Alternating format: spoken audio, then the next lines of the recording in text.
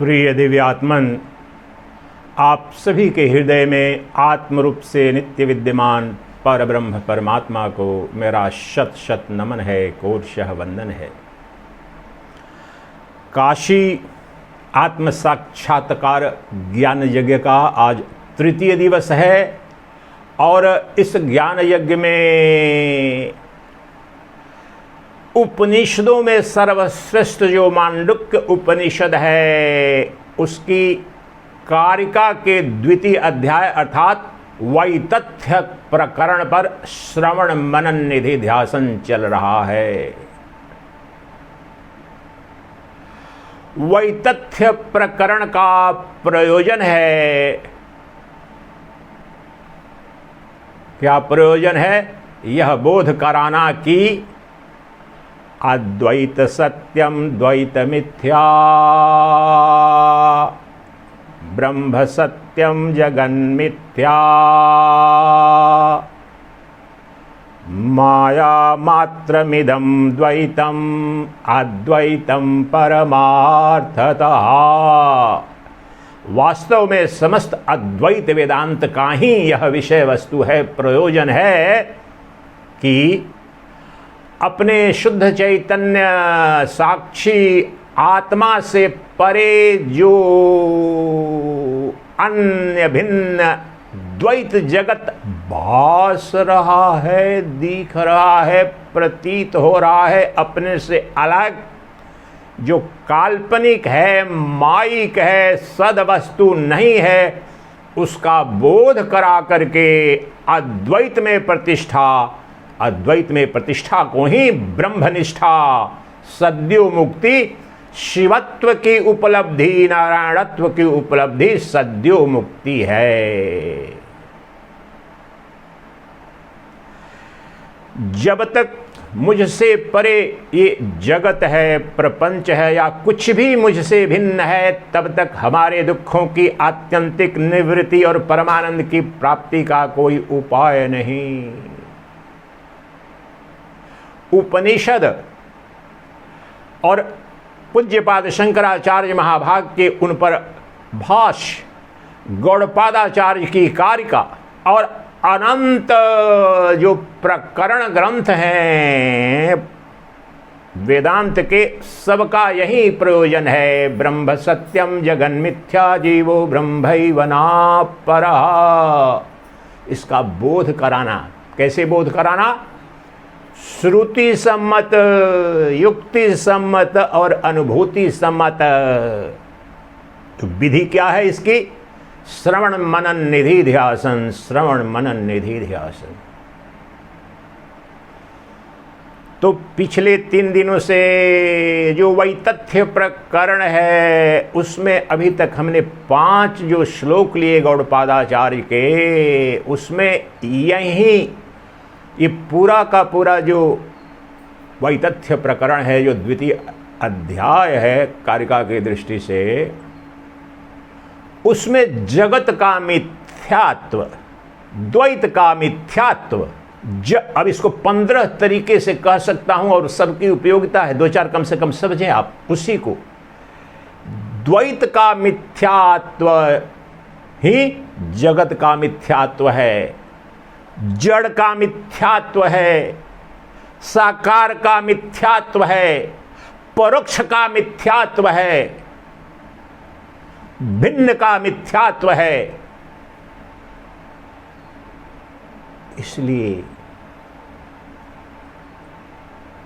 उस नित्य प्राप्त सच्चिदानंद घन ब्रह्म का साक्षात और परोक्ष दर्शन कराना समस्त अद्वैत वेदांत का प्रयोजन तब तक सिद्ध नहीं होगा जब तक आपसे परे, आपसे बाहर कोई द्वैत जगत की सत्ता भी है। तो जगत जो द्वैतात्मक है वह दुख देगा, दुख देगा, दुख देगा, भय देगा, भय देगा, भय देगा। अमंगल देगा, अमंगल देगा, अमंगल देगा। इसलिए नहीं कि उपनिषदों ने कहा है, उपनिषदों ने ऐसा कुछ भी नहीं कहा है जो अनुभूत सत्य नहीं है। विश्व में कोई दर्शन नहीं, कोई धर्म नहीं, कोई पंथ नहीं यह चुनौती देकर कहे कि मैं जिस तत्व का, सत्य का दर्शन करा रहा हूं 3 कसौटियों पर परीक्षण कर लो। तो श्रुति अर्थात उपनिषद, अर्थात श्रुति और उपनिषद पुस्तकें मत समझ लेना।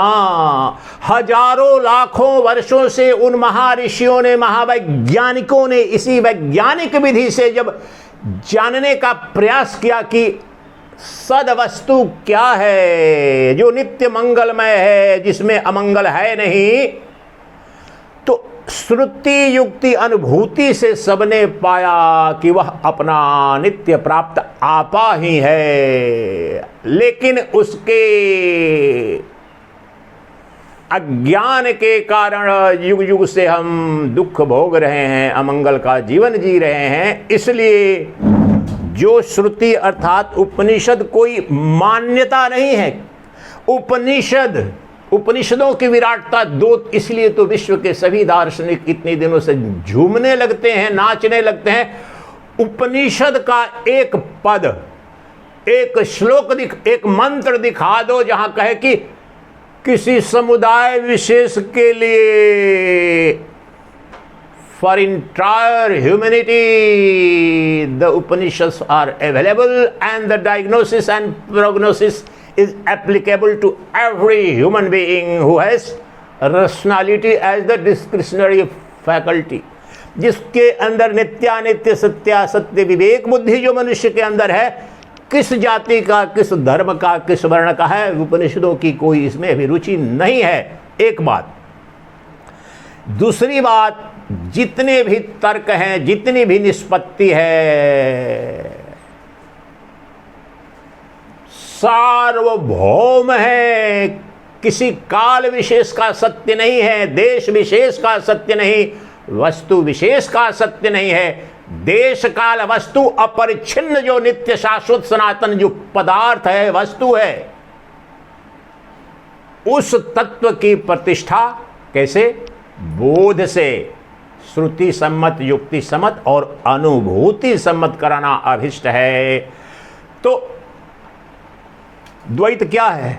द्वैत शब्द नहीं है। आप सबके सब माँ है, पिताजी हैं, ताऊ हैं, ताई है, बच्चे हैं, नाती हैं, पोता है, यही द्वैत है। और ये तो बहुत दूर का द्वैत है। सबसे पहला द्वैत तो ये है, मेरा शरीर, मेरा मन आज अच्छा नहीं लग रहा है, बहुत गर्मी लग रही है। किसको लग रही है? मनोदेव को लग रही है। पसीने छूट रहे, किसको? इस शरीर को लग रहे हैं। ये भी द्वैत है। ये सबसे पहला द्वैत है। इसका द्वैत जब तक भंजन नहीं होगा तो जगत का द्वैत भंजन होने की कोई विधि नहीं है। इस शरीर के भाव में होने के कारण ही द्वैतात्मक सत्ता का बोध हो रहा है। अपने देह का जो तादात्म है आत्म होने का, वह छिन्न भिन्न होते ही संपूर्ण संसार छिन्न भिन्न हो जाएगा क्षण भर में। सूत्र यह है, जलाना जगत को नहीं है द्वैत की प्रतिष्ठा के लिए। जलाना जो अज्ञान है हमारे अंदर, जो चिज्जड़ ग्रंथि है, चित्त को जड़, जड़ को चित्त मान लिया, अर्थात शरीर जो नित्य जड़ है, दुख रूप है, उसको हमने अपनी आत्मा मान लिया। इस गुत्थी को खोलना और ज्ञानाग्नि से जला देना है। संपूर्ण अद्वैत वेदांत का यही अभिष्ट है, यही लक्ष्य है। तो जो वह द्वैत है, अभी तक जो 5वां श्लोक लिया था और 5वें श्लोक के एक तर्क क्या दिया 5 श्लोकों में कि जिस प्रकार से स्वप्न में स्वप्न दृष्टा जो है उसका मन ही अनंत स्वप्न दृश्य के रूप में परिणत हो जाता है, जाग जाने पर स्वप्न से वह जो स्वप्न दृश्य स्वतः तिरोहित हो जाता है, उसी प्रकार से ध्यान से सुनिएगा। उसी प्रकार से ये जो तथाकथित जो जागृत अवस्था है, इसमें भी जो दृश्य के रूप में मुझसे भिन्न, और मेरा शरीर भी दृश्य है, मेरा मन भी दृश्य है, और हमारे सारे संबंधी सब कुछ, जो कुछ भी दृश्य के रूप में दिख रहा, अर्थात दृष्टा से परे जो कुछ भी दिख रहा है, सब माइक है, माया मात्र है, कल्पना मात्र है, स्वप्न मात्र है, भ्रांति मात्र है। वही तथ्य का यही तात्पर्य है। तो कैसे प्राप्त, ये बोध कैसे होगा, पता कैसे चलेगा? तो कल जो जिसकी 1.5 घंटे एक ही पद की मैंने व्याख्या की 5वें सूत्र में, वह है कि प्रसिद्ध जो हेतु वेदांत में है, कैसे आपने कह दिया कि स्वप्न में जो दृश्य है उसी तरह से जागृत अवस्था का दृश्य भी मिथ्या है। महाराज ये तो घोर अन्याय कर रहे हो। स्वप्न में तो आया चला जाता है, पता चल जाएगा, लेकिन जागृत अवस्था में मैं 10 साल 20 साल 50 साल 60 साल 100 साल से मेरी माता है, पिता है, संतान है, देश है, ये तो स्थायी दिखते हैं। तो क्या बताया? तो कह रहा है पूर्व पक्षी कि नहीं, आप स्वप्न से तुलना जागृत अवस्था का नहीं कर सकते हैं, ये निष्पत्ति आपकी ठीक नहीं है। तब कहते हैं 5वें जो सूत्र में कहा, जो शाश्वत सनातन जो प्रसिद्ध हेतु है, और उसी की व्याख्या 1.5 घंटे मैंने की थी कि स्वतः प्रकाश जो सत्ता है, ध्यान, सेल्फ लुमिनस सेल्फ इफल्जेंट, और उसकी इस तरह से व्याख्या की कि वहां जाकर सिद्ध हो गया कि उसका न जन्म न उसकी मृत्यु, और एक है, अद्वितीय है, और उसमें कोई द्वैत है ही नहीं। किस हेतु से सिद्ध हुआ था? मैंने बताया वो हेतु यह है कि वेदांत का सबसे मूल सूत्र है, दृक् ब्रह्म दृश्यमायेति सर्व वेदांत निर्णय। तो देखने वाला ब्रह्म है और दिखने वाली माया है।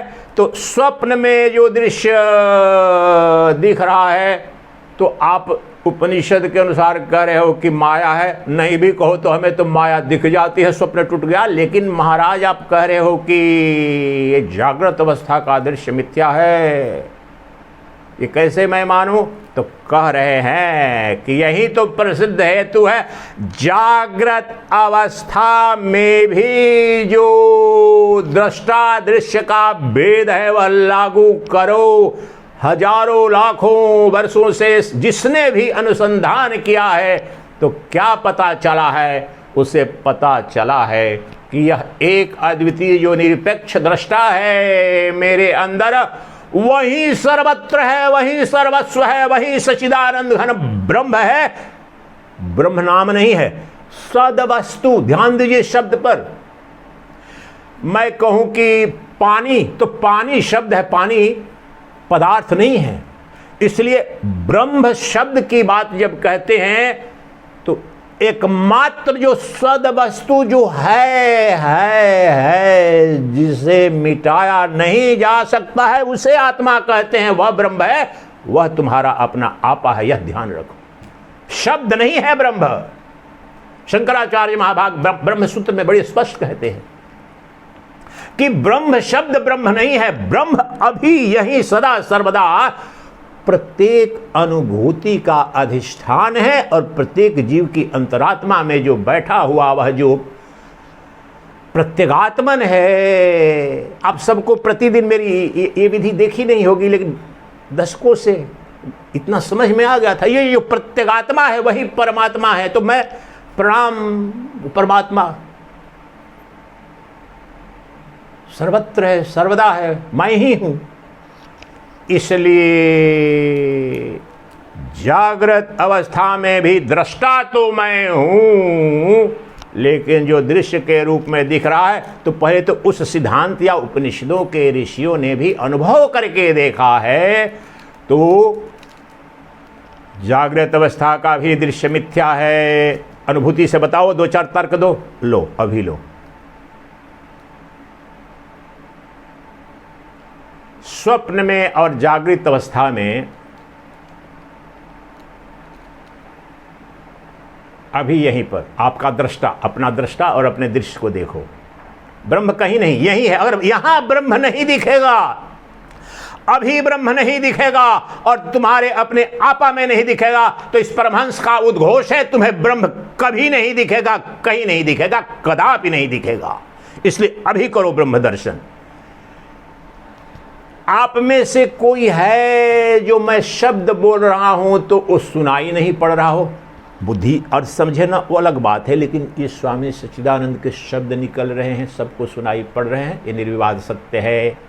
इन शब्दों का जो दृष्टा अर्थात जो सुनने वाला यहाँ पर है, और ये स्वामी सच्चिदानंद के शब्द, ये विषय हो गए, दृश्य हो गए हैं।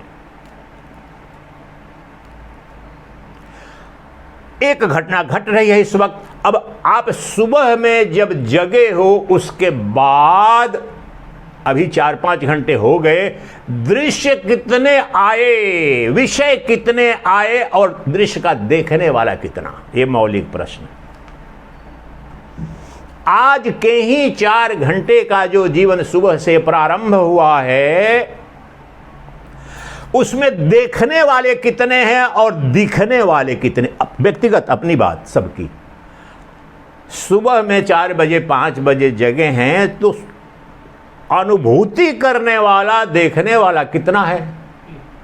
और कितने दृश्य दिखे अभी तक ही? सैकड़ों हजारों दिख गए। एक निष्पत्ति याद रखिएगा। दूसरी निष्पत्ति तो क्या हुई कि देखने वाला नित्य है और नहीं, वो नहीं, सॉरी, वो नहीं, देखने वाला एक है लेकिन दिखने वाले अनेक हैं। ये सिद्ध हो गया। अब दूसरी निष्पत्ति, दृश्य के रूप में अनेक अर्थात परिवर्तन हो गया। सुबह सुबह उठा, अपने परिवारजन को देखा, कुछ देखा, वो चला गया, वो चला गया, नाती आया, पोता आया, शत्रु आया, मित्र आया, यहाँ स्वामी आया, लेकिन क्या दृष्टा भी परिवर्तित हुआ? क्या उसका नित्यत्व सापेक्षिक रूप से ही ले लेते हैं अभी, अनंतत्व इसी विधि से सिद्ध हो जाएगा आपको कि ये जो घटना घट रही है प्रतिपल, यहां पर आपने देखा, आप एक ही व्यक्ति हो, और 4 घंटे की जो बात बोल रहा हूं, तत्काल आपका पूरा जीवन इसी तर्क पर सिद्ध हो जाएगा। निष्पत्ति लेबोरेटरी में कोई साइंटिफिक जो इन्वेस्टिगेशन होता है, आप तो you have been professor of pharmacology, test करते हैं, क्लिनिकल करते हैं चूहे में, लेकिन एक बार जब टेस्ट हो जाता है देन मेडिसिन इज आउट। तो वो ये सूत्र आप समझ लो, फॉर्मूला। अब देखो, ये सूत्र लागू करो जब से पैदा हुए और आज तक, इसका अपवाद मुझे दिखाओ।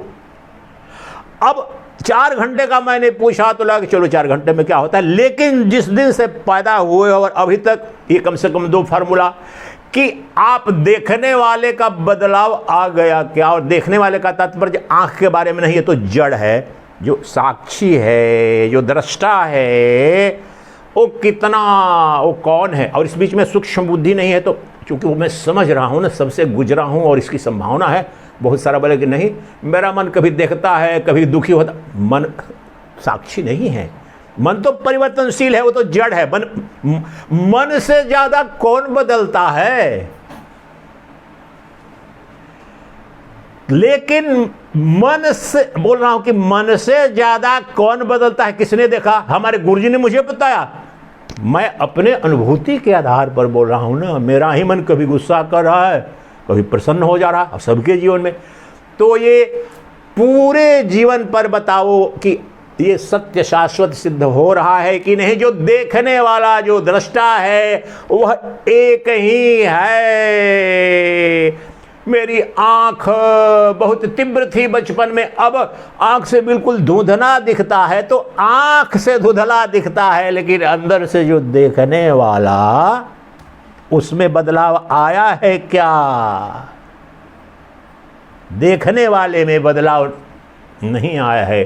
तो क्या निष्पत्ति निकली कि देखने वाला एक है और दिखने वाले अनेक, प्रतिपल ये सिद्ध हो रहा है। दूसरी बात, देखने वाला नित्य है, तटस्थ है, और दिखने वाला अनित्य है, आ रहा है, जा रहा है, आ रहा है, जा रहा है, अभी क्षण में, अभी शब्द बोला, आ रहा है, जा रहा है, अभी थोड़ी देर पहले मंगलाचरण, वो शब्द बदल रहे हैं, भाव भंगिमा बदल रही है, सब बदल रहा है, लेकिन देखने वाला तो तटस्थ है, नित्य है कि नहीं?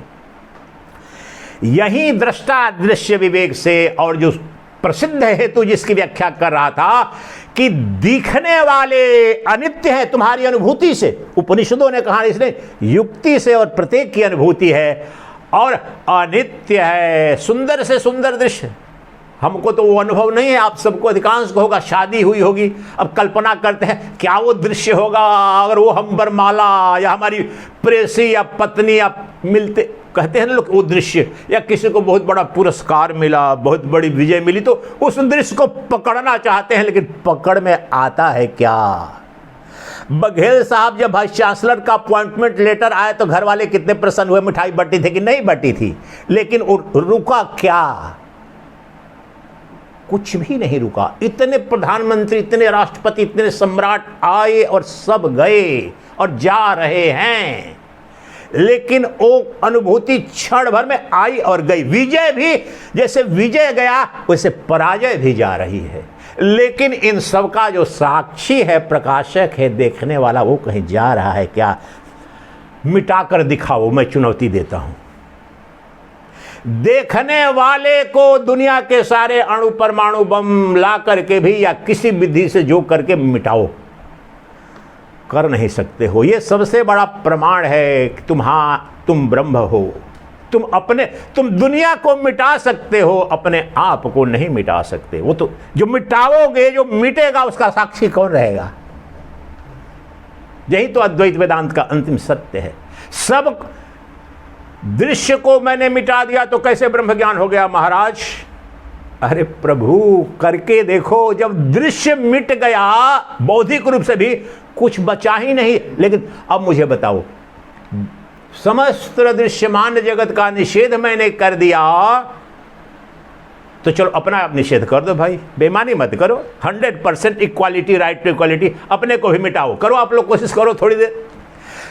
आचार्य कह रहे हैं, शास्त्र कह रहे हैं, और आधुनिक जगत के जो फ्रेंच रिवॉल्यूशन हुआ, जिसमें आप सबने पढ़ा, राइट टू इक्वालिटी, फ्रैटर्निटी, अब सब समानता का अधिकार जो दिया गया सब संविधान में, तो हम समानता का संविधान अधिकार देते हैं। भाई अपने तो मलाई खा रहे हो, अब मोदी जी हैं या ट्रंप है, उसको भी एक ही वोटिंग राइट है ना। तो हम कह रहे हैं व्यवहारिक जगत में कि संसार को मिटा दिए हो, अपने आप को जरा मिटाओ तो प्रभु, अपने को भी मिटाओ, तब न्याय होगा। मिटा पाओगे क्या?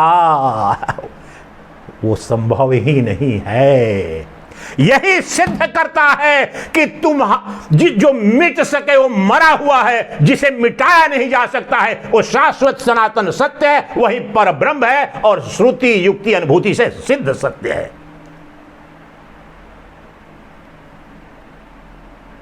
मैं चुनौती दे रहा हूं क्योंकि मान रखा है अपने शरीर को कि मैं हूं तो मिटाया जा सकता है। मैं पहली बार जब वहाँ गया हरिद्वार में, तो एक कानपुर के हमारे वरिष्ठ मित्र संसारी ही थे बाद में, और एक सन्यासी मित्र था, तो अष्टावक्र गीता पर प्रवचन पैर पकड़ था, एक सन्यासी बड़ी रोने लगता था।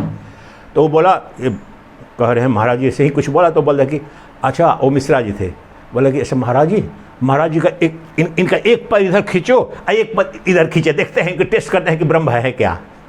मुझे इतनी हंसी आई कि देखिए इस मूर्खानंद का जुग में ककारा समझने के बाद कह रहा हूं ना मिटाने, वो तो उसी को मिटा रहा है जो मैं कह रहा हूं कि मिटा ही हुआ। ये तो है ही नहीं, तुम क्या मिटाओगे? ये तो मरा हुआ है, तुम क्या मारोगे? लेकिन जिसको तुम समझ रहे हो कि इसके चलते जीवित है, उसे मिटा के दिखाओ, अपने आप को मिटा कर दिखाओ। तुम ब्रह्मा को मिटा सकते हो, विष्णु को, भगवान को भी मिटा, ये शब्द मात्र है ना सारे के सारे, सबको सृष्टि में मिटा सकते हो, लेकिन अपने आप को मिटा करके दिखाओ, क्योंकि तुम एकमात्र अमिट वस्तु हो, तुम एकमात्र शाश्वत सनातन सत्य हो। यह सिद्ध हो रहा है, अभी करके देखो, निधि ध्यासन करके ध्यान में अपने दुखी हूं, सुखी हूं, प्रसन्न हूं, खिन्न हूं, ये तो वृत्ति, लेकिन अनुभव करने वाला कौन है? जो डिप्रेशन में भी गया है, एंजाइटी हो रही है, जीवित है तब तो हो रही है सफरिंग। तो अपने आप को मिटाकर दिखाओ तो। उसे जिसे मिटाया नहीं जा सकता है वही सच्चिदानंद घन ब्रह्म है, और वही दृक् दृश्य विवेक से अभिष्ट शाश्वत दृष्टा ब्रह्म है, और यही सब हम सबकी अनुभूति है, लेकिन कहीं सम्यक विधि से अध्ययन नहीं किया, श्रवण नहीं किया, गुरु के पास नहीं गया, अपने अध्ययन नहीं किया, तो भ्रांति के कारण फंसे हुए हैं। तो अब इसको और सिद्ध करेंगे, इतना उद्घोष कर रहे हैं, लेकिन आप एक एक रुआ खोल करके छोड़ देंगे उसका। गौड़पाद, हमारे पास तो समय नहीं है, कम से कम तो इस प्रकरण पर ही अखंडानंद के 2 महीने हैं प्रवचन, एक प्रकरण पर, चारों प्रवचन, 3000 पृष्ठ की 4 वॉल्यूम है। और लेकिन यहाँ तो क्या है, fast food era. Swami ji इस पर हाथ रख दो, ब्रह्म ज्ञान मेरे को करा दो। तो फिर भी 1 हफ्ता जो है तो उसमें हमने सीमित करके कोशिश कर रहा हूँ। तो ये जो निष्पत्ति जो 5वें मंत्र की कि जो प्रसिद्ध हेतु है, क्या हेतु, दृष्टा जो है वो ब्रह्म है और दृश्यमान जो कुछ भी है वो माया है। माया अर्थात माया प्रतीयते सा माया, कितनी सुंदर वेद की परिभाषा है। माँ या माँ प्रतीयते सा माया, जो है नहीं लेकिन लगता है कि है उसे ही माया कहते हैं। कभी न माया थी न है, लेकिन प्रतीत वही दृश्य के, और दृश्य मैंने कई प्रवचन किए हैं कि दृष्टा और दृश्य का दोनों का नग्न दर्शन। ये सुन के भी चौंक गए, बहुत लोगों ने देखा था कि नग्न माया का तो बल्कि मैं करा रहा हूं, और संपूर्ण वेद और उपनिषद ला के दिखा, और एक वाक्य में बोल रहा हूं। ये सब में तो कठिनाई है, तुम्हें एक शब्द में कैसे दृश्य के रूप में जो भी देखता है वही माया है, इससे परे कोई माया नहीं है, और उसका जो देखने वाला है वही ब्रह्म है। यही संपूर्ण वेदांत है। यही करो अनुभव, कुछ भी नहीं करना, इसी में स्पष्टता लाना, इसी में निष्ठा लाना ही समस्त श्रवण मनन विधि शास्त्र। इससे आगे कुछ भी वेदांत में नहीं है, संपूर्ण ज्ञान यही है।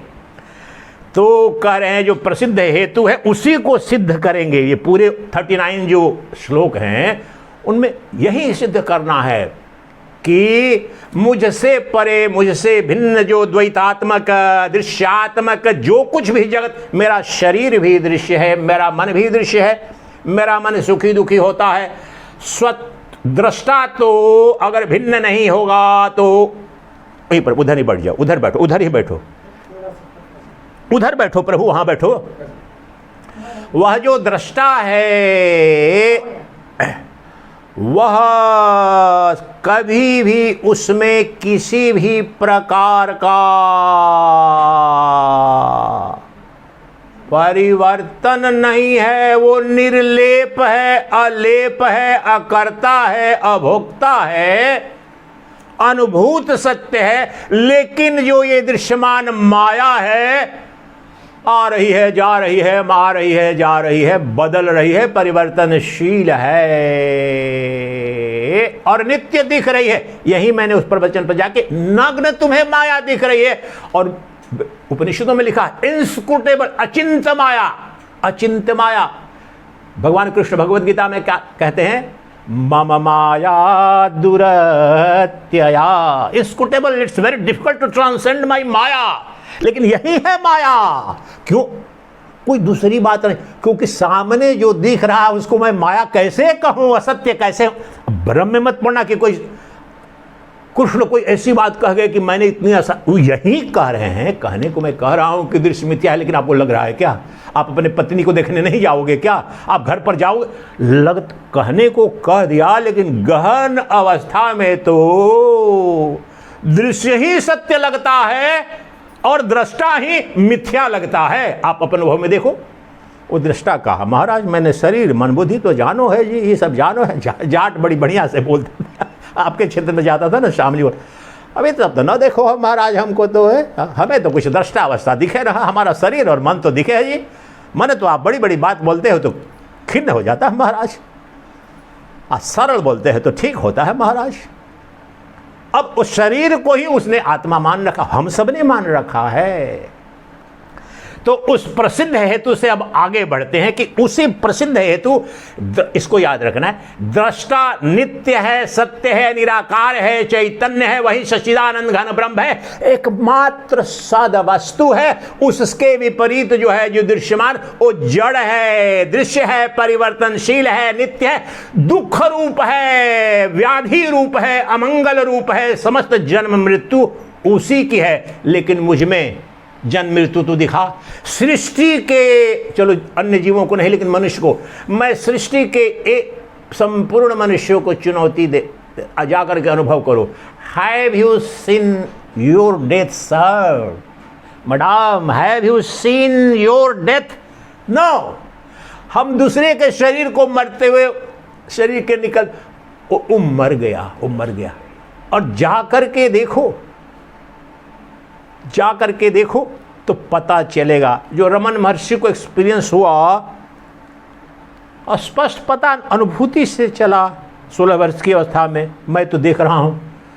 अब बोलना चाहिए कि नहीं, चलो संक्षेप में बोलता हूं। यहाँ जी आना था उसके दिन पहले, मुझे कोई एक समस्या जो गैस की सीवियर होती है, बहुत दिनों के बाद हो गई। मैंने सोचा कि जाना है, थोड़ा आज दूध पी लेते हैं तो ताकत आ जाएगी। भयंकर हो गई, बहुत असहनीय। नहीं आने के, हाँ उसी दिन 1 या 2 दिन पहले हुई थी। इतनी असहनीय पीड़ा, 5 घंटा पड़ा रहा, 6 घंटा 8 घंटा पड़ा रहा, तो असहनीय पीड़ा हो रही। तो 2 घटना अपना पहली बार अनुभव हुआ। पहले भी ऐसा हुआ था, उस समय साक्षी तो रहता है मेरा।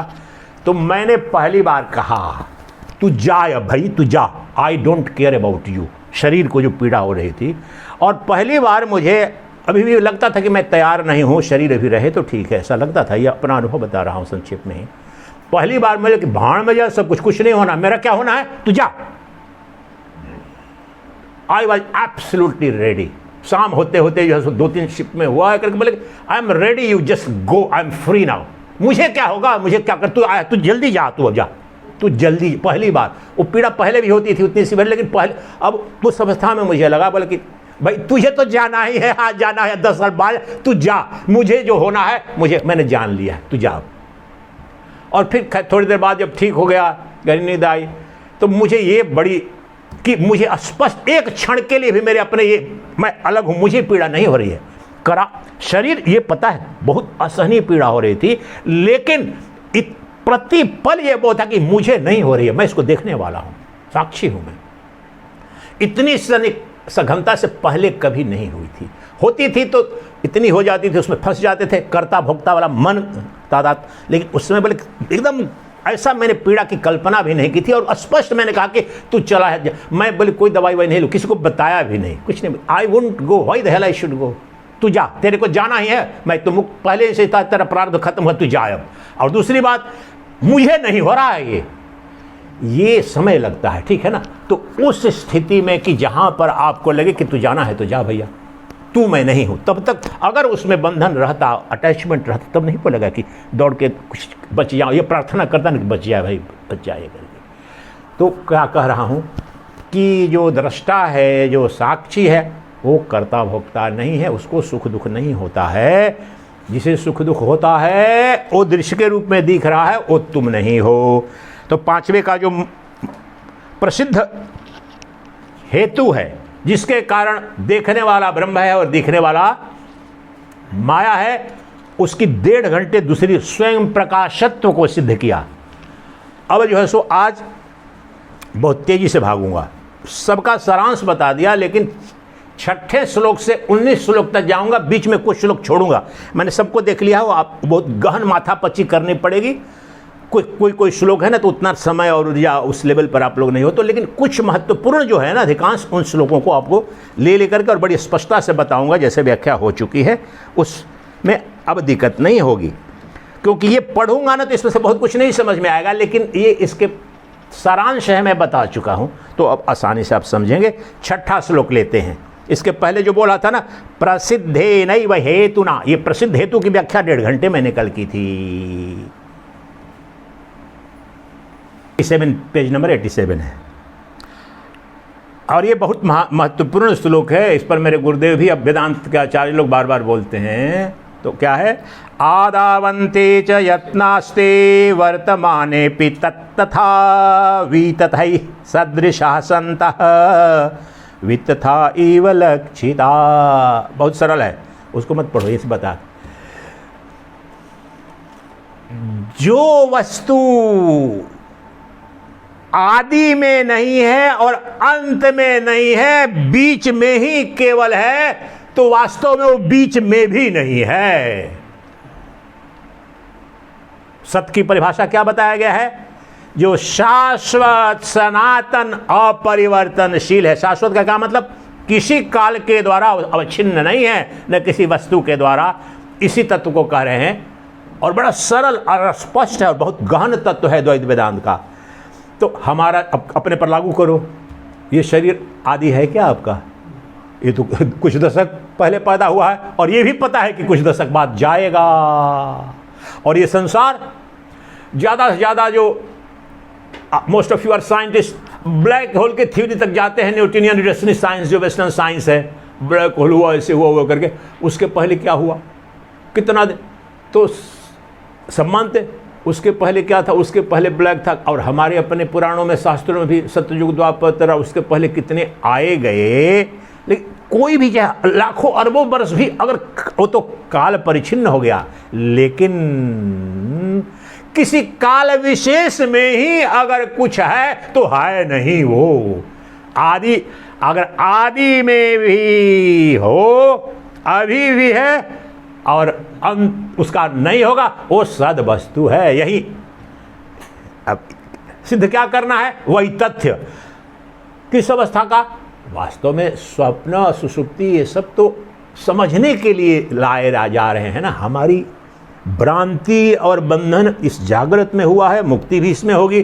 तो इस अवस्था में यहीं पर जो द्वैत दिख रहा है, समस्त द्वैत हम जान रहे हैं कि इतने 100 वर्ष पूर्व या इतने दशक पहले ये पैदा हुआ है, अभी तो दिख रहा है। मेरी पत्नी, मेरा पति, मेरे माता, मेरे पिता, मेरे शत्रु, मेरे मित्र, मेरे नाती, मेरे पिते, मेरे, ये सब तो काल अवच्छिन्न है। मेरा अपना शरीर, इसलिए अभी भी ये है नहीं। इस तर्क से ये सिद्धांत वहाँ का सिद्धांत है। और खुद जब वो पहला जो दृष्टा है वो नित्य है, अब दृष्टा में लगा के दिखाओ कब शुरू हुआ वो, वहाँ ये सिद्ध हो जाता है। और दृष्टा परिवर्तनशील भी नहीं है। और ये बताओ कि दृष्टा का अंत कब हो जाएगा? कभी नहीं होगा। सब काल उस दृष्टा में, सब देश उस दृष्टा में। इसलिए इसको इतना तक अभी लेते हैं। किस तरह से सिद्ध कर रहे हैं कि वर्तमान में जो हमारी जागृत अवस्था है, इसके जो दृश्य हैं वो मिथ्या हैं। क्यों?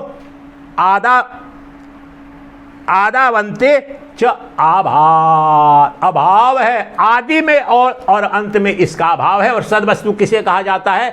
जो सदा है, शाश्वत है, आदि में भी है, अभी भी, और अंत में। और ये सिद्धांत जब अपने पर लागू करोगे तो बिल्कुल वहाँ चिपक जाएगा। आप समझ रहे हैं? इस श्लोक का तो अर्थ ये है, लेकिन इसके विपरीत आप समझो कि हमारा जो साक्षी है, जो मैं हूं, शरीर का जन्म हुआ है ये तो पता है 10 गो, लेकिन मेरा, अब बताओ, किसी को याद है क्या? किसी को याद है क्या कि मेरा कब जन्म हुआ? ऐसा लगता है हुआ ही नहीं, जन्म हुआ ही नहीं गहराई में। शरीर जब तक याद है तभी आपको पता चलेगा। निधिध्यासन गहरे में कुछ अनुभूतियां बाद में कभी बताऊंगा अगले शिव। मैं क्षण भर में जिस लोक में चला जाता हूं, परमहंस विद्या के कुछ मंत्र हैं और तरीके से खुद पता ही नहीं चलता मैं कहाँ हूं। दिल्ली में रहता हूं, वहां करूंगा तो शुरू में तो बहुत लगता था। अच्छा वो ऋषिकेश वाले अपने आश्रम में, ऋषिकेश में करता हूँ, अचानक चलता है मैं कहाँ चला गया मैं, तो कहाँ देह भाव टूट जाता है। देह भाव टूटता है तो सर्वव्यापी तत्क्षण होने लगता है। इसलिए जन्म मृत्यु का जो भाव, चूंकि दिन रात देह देह देह में करे, उसके चलते ये फांस में पड़े हुए हैं। इस 7वें को छोड़ दीजिए, आइए आगे कुछ बहुत महत्वपूर्ण श्लोक हैं, इनको छोड़ करके 9वें पर सीधे आ जाइए। स्वप्न वृत्तावपि त्वन्तः चेतसा कल्पितं त्वसत् बहिष्येतः गृहीतं सत्ता अदृष्टम वै तथ्यमेतयोः। देखो क्या हिंदी में लिखा है। स्वप्नावस्था में भी चित्त के भीतर कल्पना किया हुआ पदार्थ असत और चित्त से बाहर इंद्रियों द्वारा जो ग्रहण किया हुआ है वो पदार्थ सत जान पड़ता है, किंतु इन दोनों का ही मिथ्यात्व देखा गया है। हिंदी तो पढ़ दी, अर्थ समझ में आया का? बहुत सरल बात कह रहे हैं, लेकिन फिर भी बहुत लोगों को नहीं समझ में आया होगा। अपने ड्रीम पर जाओ। When you dream during the waking state, तो ड्रीम देख रहा हूँ, मान लो कहीं मैं दिल्ली में चला गया, तो बाहर में एक तो जगत दिख रहा है दृश्य के रूप में जैसा भी दिख रहा है, और जैसे अभी हम सुखी दुखी मन के अंदर भी तो कल्पना करते हैं, ये मिल जाता, वो मिल जाती, ये हो जाता, तो इसको अंतःवृत्ति जो हो रही है। तो स्वप्न जैसे इस वक्त कोई कल्पना कर रहा हूं, कोई कामना कर रहा हूं, कोई वासना वो तो अंदर में आ रही है, ये अंतःवृत्ति है। और बाह्य वृत्ति में ये आप सब दृश्य के रूप में दिख रहे हैं अभी की। स्वप्न में भी ये दोनों होते हैं, लेकिन स्वप्न दृष्टा वहां पर जो है, जब स्वप्न टूट जाता है तो अंदर की बात तो ठीक है, उसको की कल्पना वहां करा था तो वो भी जाता है, और जो बाहर में सत्य लग रहा था जागृत अवस्था में वो भी मर जाता है। उसी तरह से जो अगले सूत्र में ही बताएंगे कि अभी ये जो जागृत अवस्था है, उसी तर्क पर युक्ति से जो तुम्हारे अंदर की कल्पना की हुई बात है, तो इतना तो बुद्धिमान तुम हो यही करें कि हर व्यक्ति को पता चलता है, मैं महारानी से मेरी शादी हो जाती, मैं राजा बन जाता, मैं ये सारी कल्पना, तो हमें भी ये पता है कि ये कल्पना मात्र है, असत है। उसी प्रकार से जैसे स्वप्न में दोनों मिथ्या है, उस समय बाहर वाला सत्य लगता है, अंदर वाला कल्पना। इस वक्त भी तुम्हारे जैसे खुद जानते हो कि अंदर की तो मेरी कल्पना तो मनोविकार है, लेकिन बाहर वाला सत्य है नहीं, बाहर वाला भी मनोकल्पित मात्र है, मनोदेव का रंजन मात्र है, मनोविकार मात्र है। यह सिद्ध होता है स्वप्न और जागृत अवस्था के तुलनात्मक विश्लेषण से। इस अवस्था में लग रहा है कि ये सत्य है, तो कब पता चलेगा महाराज? स्वप्न तो रोज टूट जाते हैं, आप बड़ी बड़ी डिंगे हाँ करेगो महाराज, मैं जागृत अवस्था असत्य है, ये कब पता चलेगा महाराज? प्रश्न बनता है ना पूर्व पक्षी का, मुमुक्षु का।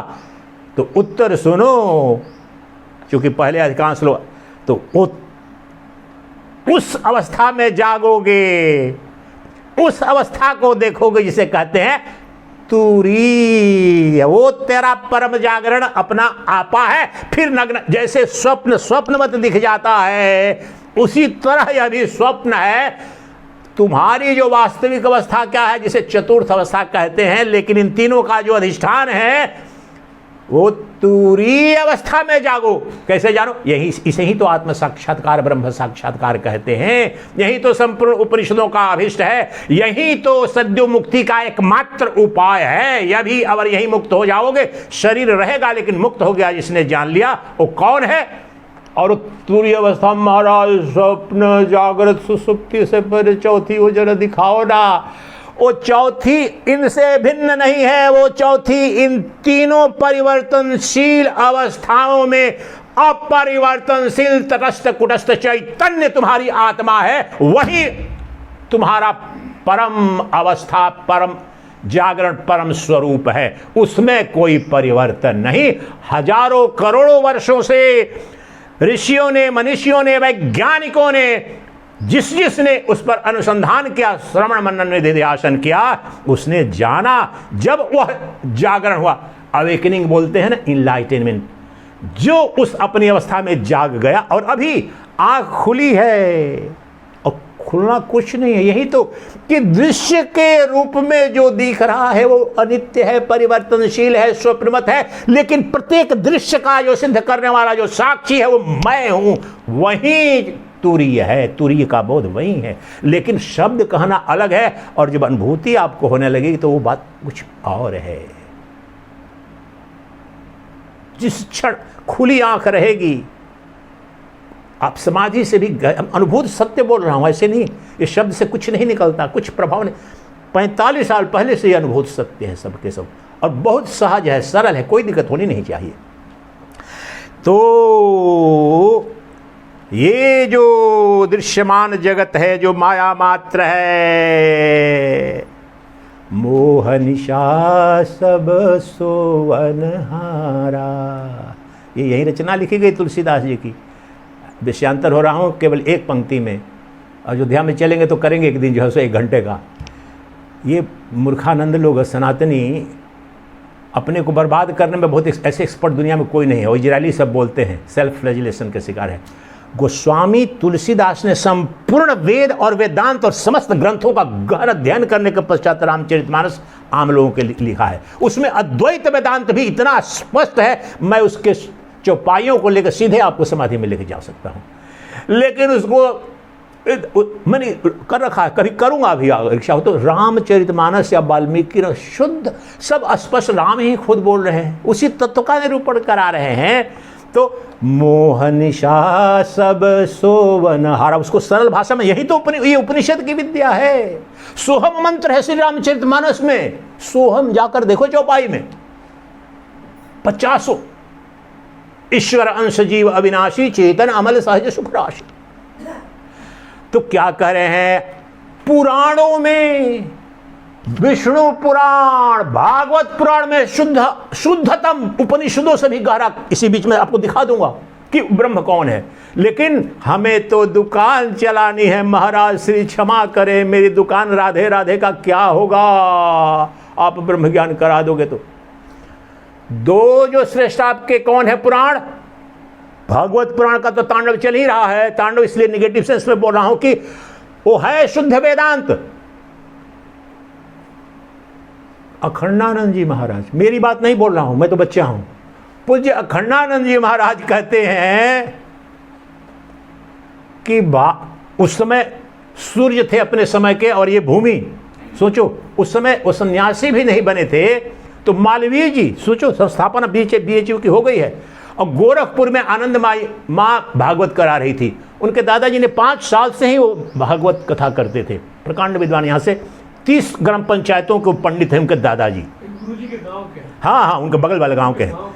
तो और उनको गोपाल जी के दर्शन भी हुए थे, ये समझो। फिर वो कितना प्रामाणिक आदमी वो बोलते हैं, और वो सत्य का बोले कि हमें भी दर्शन हुए थे, लेकिन अब जब वेदांत जब जाना और सब कुछ हुआ तो कितना ईमानदारी से बोला कि जो आया और चला गया वो सत्य हो नहीं सकता है। हुआ था, उनको ये सब मानते हैं, हम ही मानते हैं, समझ में आ गया। तो उन्होंने बोला, मालवीय जी गए थे, आनंदमयी मां करा रही थी, लाखों की भीड़ जुटती थी। सोचो उस समय पैसे वैसे बहुत कम होते थे। वो खुद बोलते हैं कि हमें पैसा लेता तो कोई पाप नहीं है, दक्षिणा लेने का अधिकार है, या आयोग भी लेते, लेकिन हमने आनंदमयी मां को बोला। 4-5 कथा बनारस में भी कराई थी आनंदमयी मां, और वहीं कराती। तो मालवीय जी भी गए हैं श्रोता के रूप में गोरखपुर में, तो बोलते थे कि मैंने बोला ऐसे, जो वो भोजपुरी में क्या बोलते हैं, वो जो गाय भैंस को जो जिससे वो डालते हैं ना, ये करके वो खांची, हाँ, उस तरह का टोकरी जिसे बोलते हैं ना, बास्केट। तो बोले कि बड़ी बड़ी बास्केट में मंगा लेता था, और बोले कि हमने लाउडस्पीकर पर घोषित कि किसी को 1 पैसा देने की जरूरत नहीं है, कोई दान। बोले कि हमने माँ को बोल रखा था, आनंदमयी माँ को, इतना फेंकते थे पैसा, लोग इतने जुड़ते थे कि टोकरी है इतनी पूरी की पूरी, और सेवक वहाँ पर लगा रखे कि सारे नोट को, और माँ को कि तुम फेंकते जाओ, फिर वापस में फेंकते थे, मतलब भक्तों पर ही फेंकते थे। कितनी प्रसिद्धि रही होगी। और मालवीय जी ने आग्रह किया था कि आप हमको वचन दीजिए, और उस समय सन्यासी नहीं बने हैं, बहुत कम उम्र के हैं, ब्रह्मचारी शांतनु चतुर्वेदी हैं अखंडानंद, जो कि सबसे गहन आपका जो निवारक वाला नाम नहीं ले रहा हूँ यहाँ पर, समझ गए ना, रामकृष्ण मिश्रा गुरु सरप्रियानंद, वो भी आज से 25 साल पहले पूरा मांडुक्य पर जो वैसा विवेचन कहीं नहीं है। हिंदी में अगर एकमात्र जो गौरवशाली गौरवान्वित, उसने बोला कि गंगोत्री में जाकर के विशेष रूप से अद्वैत प्रकरण जो अखंडानंद जी का है, इतना विस्तार है, विस्तृत है, लेकिन बहुत। तो वो अखंडानंद जी वहाँ पर, और उन्होंने वचन लिया मालवीय जी ने कि हमारे यहाँ भी आकर के बीएचयू में मुझे आप भागवत सुनना है। वचन दिया, लेकिन परिवर्तन घटनाक्रम ऐसा बचा, हमारे जो दादा गुरुदेव करपात्री जी महाराज वर्ष से मिले और परमहंस संन्यास ले लिया, दीक्षा ले लिया, हमारे परदादा गुरु जो सच्चिदानंद जी से, ब्रह्मानंद जी से। तो फिर याद दिलाया मालवीय जी को, उतना ऐसा नहीं था कि नहीं सुना सकते हैं। हमारे करपात्री जी सन्यासी होने के पश्चात भी रामलीला वगैरह में उनकी बड़ी कथाएं होती थी। तो उन्होंने कहा कि हाँ आप आगे सुने, तो बोले आया, लेकिन बड़ी उनका परिवर्तन आया। तो बोला अखंडानंद जी ने कि आप मालवीय जी आप क्षमा करेंगे, अब तो मैं सन्यासी बन गया परमहंस, अब तक जो करता था तो करता था, कि अब मैंने संकल्प ले लिया है कि अब मैं कथा नहीं करूँगा। जबकि वो शुद्धतम वेदांत ही करते थे उसमें, तो फिर उन्होंने लेकिन कहा कि लेकिन आपको जो वचन दिया है वो निभाऊंगा। तो अपने चांसलर की कुर्सी पर चेंबर में बैठे हैं और उनको बोल करके, और वहाँ पर आके आधा घंटा मालवीय जी को, अखंडानंद जी कितनी बहुत कम उम्र की है, 25 की, उनको भागवत ऐसे सुनाते हैं और समापन उस भागवत नहीं किया उसके बाद। तो वो बात क्या बोलते हैं ये बता रहा हूँ कि देखो उस समय बोल रहे हैं, ये तांडव उस समय नहीं था भागवत पर, उस समय बोल रहे हैं अखंडानंद जी का जाकर कि अगर भागवत सुनाने में भी जो सुखदेव की ऐसी अमृतानंद पिलाने वाली मोक्षदायिनी विद्या है, शुद्ध वेदांत है, उस कथा को, उस अमृत को, उस ज्ञान को सुनाने के लिए भी ताल झाल ताम झाम नाच गाना की जरूरत पड़ जाए तो समझो कि तुम भागवत नहीं कुछ और सुना रहे हो बेटे। Got it? आ गया ना समझ में? ये अखंडानंद जी की कही हुई बात है। तो ये सबने वही कर लिया है। वो है वेदांत, परमहंस है। हमारी गुरु परंपरा में बोला नारायणम पद्म भवम वशिष्ठम, वहां से गौड़पादाचार्य के गुरु थे जिन, ये व्याख्या हो रही है सुखदेव मुनि। तो सुखदेव की लिखी हुई परमहंस विद्या इतने त्यागी का, और कथाकारों के पास चार्टर प्लेन है, 5 स्टार में इनकी शादियां हो रही कि नहीं हो रही हैं, और बोलता है कि नहीं उससे क्या लेना देना, हम कथा करते हैं, हमारे पास पैसा आता है तो करते हैं। लो परमहंसी विद्या सुखदेव जो अपने माँ के पेट में ही फंस न जाऊं, ऐसा वैरागी, परम वैरागी, उनसे बड़ा वैरागी कोई नहीं हुआ। उनके बिल्कुल विपरीत कृष्ण माने जाते हैं, परम भोगी माने जाते हैं, और उनके नाम पर परम भोग। कहना क्या चाह रहा हूं मैं, मेरे कहने का तात्पर्य क्या है? कह रहा हूं कि हमारे जितने भी शास्त्र हैं, वेद उनके आधार ग्रंथ हैं, भजन की बिल्कुल वेद त्रिकांड में है, कर्म कांड, उपासना कांड और ज्ञान कांड। सबको इनसे गुजरना है। भक्ति की उपयोगिता है, भजन की उपयोगिता है, उपासना की उपयोगिता है अंतःकरण की निर्मलता के लिए, लेकिन ये परम पूर्णाहुति नहीं है। परम पूर्णाहुति ज्ञान में होती है। मैं नहीं कह रहा हूं, अखंडानंद नहीं कह रहे हैं, कृपात्री जी महाराज नहीं कह रहे हैं, ये कृष्ण कह रहे हैं जिनके नाम पर तुमने दुकान खोल रखी है। कृष्ण को जाकर पूछो, अपने ज्ञान स्वरूप का जो 7वें अध्याय का ज्ञान है, विज्ञान योग, तुम्हारी पूर्णाहुति कहां होगी? जब तक मैं जो सभी शरीरों के अंदर जो उनकी अंतरात्मा के रूप वासुदेव सर्वम इति स महात्मा सुदुर्लभ, 7वें अध्याय का ज्ञान विज्ञान योग का है कि वह महात्मा जो सर्वत्र वासुदेव, वासुदेव शब्द है, that which pervades and permeates everything everywhere is called Vasudeva, etymological Vedic. तो वासुदेव कौन है? वो जो चैतन्य है, वो आत्मा है। वही तो शुद्ध अद्वैत वेदांत है। फिर 13वां अध्याय देखो, शुद्ध अद्वैत वेदांत है। लेकिन हमें तो चलानी है दुकान, स्वामी सच्चिदानंद को चलानी है दुकान, तो करना पड़ेगा अनर्थ। तो कर दिया इन्होंने अनर्थ। मैं अपने को ही, मैं ही तो हूं सर्वत्र, मैं हूं कौन सन्यासी बना हूं, मेरी दायित्व बनता। तो क्या कह रहा हूं, ये जो वेदांत विद्या निर्गुण निराकार ब्रह्म है, और जो मनु महाराज को उदाहरण में बताया कि जब तक तुम्हें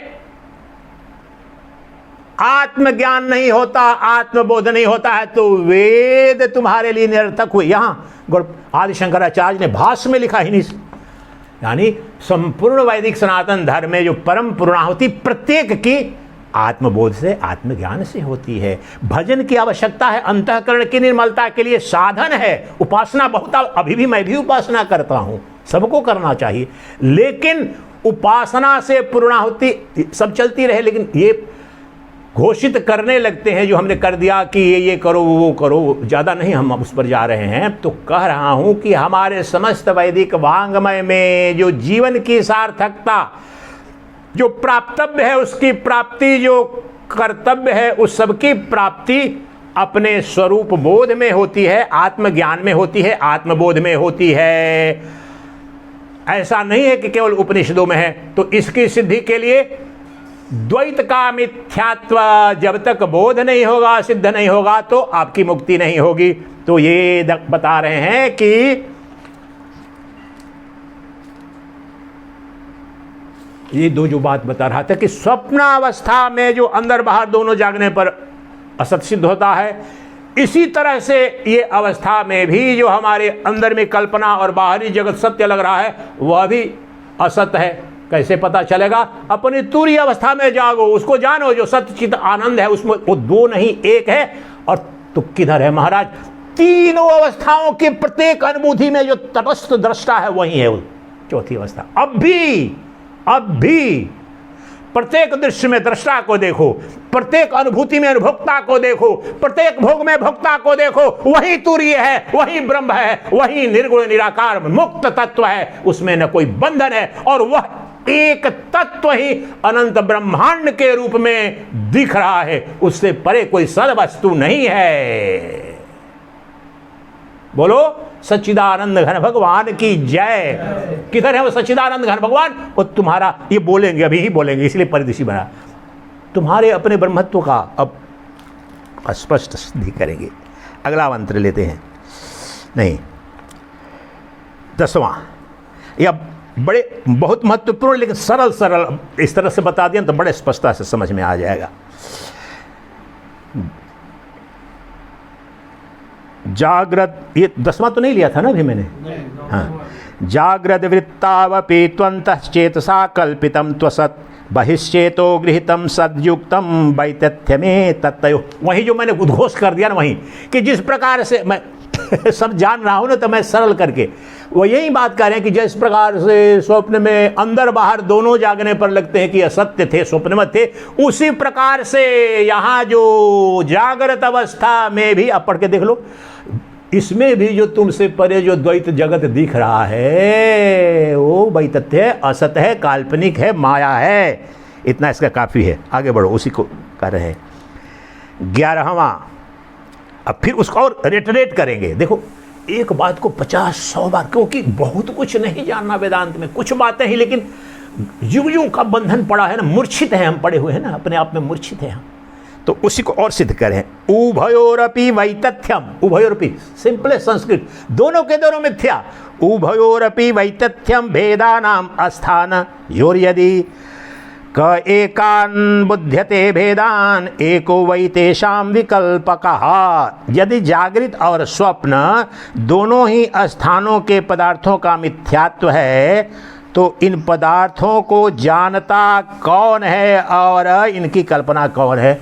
इसका उत्तर है ना, आप लोगों को मुझे 1-1 रुपए के चॉकलेट खिलाना पड़ेगा। ऐसा मैं तो झूमने लगा। ये जो अगला श्लोक है ना, जो ओहो, आपको एकदम दिखाएंगे, आपको प्रभु करके संबोधित करेंगे। अद्भुत है, मेरी वाणी वरुद्ध हो रही है। ये पूछ रहा है ना, सरलतम है कि ये बताओ, लेकिन हमने मान लिया कि दोनों, लेकिन ये जो स्वप्न भी, स्वप्न दृश्य मान लिया कि मिथ्या है और जागृत दृश्य भी मिथ्या है, लेकिन इनको देखता दिखाता कौन है? किसका खेल है वो जरा तो बताओ, कोई तो है। आपने इन दोनों के दृश्य को मिथ्या सिद्ध कर लिया, लेकिन ये किसका खेल है? कौन कल्पना करता है? कहां से हो रहा है? तो उसका उत्तर जो देते हैं ना, ये सुनो कितना विस्तार से। देखो ये हिंदी में देखो, पंक्ति ऊपर में लिखी हुई है, इसका उत्तर दे दिया है। इनकी, इसका उत्तर की कौन है? तो बोलते हैं इनकी कल्पना करने वाला और इनका साक्षी आत्मा ही है। इन सबको कल्पना करने वाला कोई और नहीं है। जिसमें, जिससे, जिसके द्वारा ये सब हो रहा है वो तुम्हारी साक्षी आत्मा है। उसको चल के भगवान घोषित करेंगे अगले 1-2 श्लोक में। तो श्लोक ले लेते हैं। कल्पयत्यात्मनात्मानम् आत्मा देव स्वमायया। स्वमाया, अपने से मोहित हो रहा है, उसकी माया अपनी। स एव बुध्यते भेदान इति वेदांत निश्चय। वेदांत का निश्चय है, क्या है? स्वयं प्रकाश। डॉक्टर कंचन, स्वयं प्रकाश, सेल्फ लुमिनस यू, यहाँ सिद्ध। इसी के लिए कल 1.5 घंटे मैंने वहाँ जाकर सिद्ध किया। वो कोई बाहरी तत्व नहीं है जो स्वयं प्रकाश है, जो तुम्हारी आत्मा है। तो कहते हैं स्वयं प्रकाश आत्मा। बहुत धीरे से पढ़ूंगा, देखो व्याख्या कुछ नहीं करनी है, ध्यान से सुनो। स्वयं प्रकाश आत्मा अपनी माया से रज्जु में सर्पादि के समान अपने को, आप ही को आगे बतलाए जाने वाले भेद रूप से कल्पना करता है। जैसे रस्सी में किसी को डंडा दिखता है, किसी को पानी की लकीर दिखती है, कभी अर्थक्वेक का लकीर, सर्प। तो हम ही, हमारे अंदर ये शत्रु, ये मित्र, ये अमेरिका, ये पापी, ये पुण्यात्मा, सब हमारी कल्पना है। सूर्य चंद्र, ये तात्पर्य है इसकी, इसी की, इस मनोदेव आत्मदेव की, साक्षी चैतन्य की। तो आप ही आगे बतलाए वाने भेद रूप कल्पना करता है, स्वयं ही उन भेदों को जानता है। आपकी जानने की शक्ति का भी लोप होता है कभी भी? कल जो इसी पर विस्तार, कभी नहीं। पाप पुण्य सब देख रहे हो, सुख दुख। इस प्रकार यही वेदांत का निश्चय है। क्या निश्चय? कि यह आत्मा ही जो साक्षी चेतन है, वही अपनी माया से ये अनंत जगत की कल्पना कर रहा है और वही देख रहा है, जान भी रहा है। उसके सिवाय स्मृति और ज्ञान का कोई और आश्रय नहीं है। तात्पर्य है कि वैनाशिकों यहाँ के कथन के समान ये ज्ञान और स्मृति निराधार नहीं है। यहाँ पर बहुत बड़ा गहरा है। वैनाशिक जब बोल रहे हैं तो बौद्ध, जैन और चार्वाक को यहाँ पर संबोधित कर रहे हैं। कहते हैं कि everything has origin, everything will die, Charvak दर्शन। तो इनको संबोध, वहाँ सबसे बड़ा चुनौती ये वैतिथ्य लिखने का वही बौद्ध धर्म से था। तो वैनाशिकों क्या मतलब? कि सब कुछ नश्वर है। तो यहाँ पर कह रहे हैं कि बौद्ध यहाँ पर शून्यवाद का जो सिद्धांत है नागार्जुन का, कि जाओ वहाँ पर शून्य बचता है, तो वहाँ यही आदिशंकर का प्रश्न कि शून्य बचता है तो शून्य को जानता कौन है? बताओ। बोलते हैं ना कि अंतिम सत्य शून्य है, कुछ नहीं बचता है। अब इसका जवाब दो। कहीं कोई अंश नहीं। There must be the one who knows that is शून्य। वो क्या है बताओ उसको फिर? बुद्ध बोलते हैं कि नहीं, अंतिम सत्य है, शून्य है, कुछ है ही नहीं। तो बोलते हैं कि हु नोज दैट शून्य, वही आत्मा है। यही बताते हैं कि शून्य नहीं है, वो पूर्ण है। जिसको बौद्ध शून्य करे वही वेदांत पूर्ण। जहाँ पर नाम रूपात्मा को मिटा दो, बच गया, साक्षी चैतन्य बच गया। तो यहाँ पर ये जो कह रहे हैं कि फिर प्रश्न उठेगा ना कि ये दृश्य मिथ्या, सब मिथ्या। तो स्मृति, मेमोरी है ना हमारी, हम पैदा हुए, ये अच्छी घटना, तो बोलते हैं कि वो आत्मा ही, यहाँ विज्ञान जब कह रहे हैं ना, तो बुद्धि से जो बोध हो रहा है अच्छा बुरा, तो स्मृति और ज्ञान का कोई न कोई तो अधिष्ठान होगा ना। आप बोल रहे हो कि सब मिथ्या है, तो हमें स्मृति कैसे रहती है कि 10 साल पहले ये, या कल ये हुआ, परसों वो हुआ? तो वहीं वो आत्मा ही है। आत्मा में ये सब के सब कल्पित हैं। विज्ञान मतलब बोध के अर्थ में है, और स्मृति बुद्धि। अब ये आत्मा ही मन बना, बुद्धि बना, शरीर बना और ब्रह्मांड बना है। इतना तो पहले भी आप समझ चुके हैं। कल्पित सत्ता, आगे के श्लोक में बताते भी हैं यही, कि एक ही कल्पित करके अपने को बीज रूप से अनंत रूपों में। इसके एक दो, ये जो 13वां है ना, नहीं ये 13वां, ये बहुत महत्वपूर्ण है, इसमें सब खुल जाएगा। 13वां, विकरोत्यपरान् भावान् अन्तश्चित्ते व्यवस्थितान् नियतांश्च बहिश्चित्त एवं कल्पयते प्रभु। ये प्रभु जो बोल रहा था ना मैं, तो कह रहे हैं कि टाइम कितना हुआ है?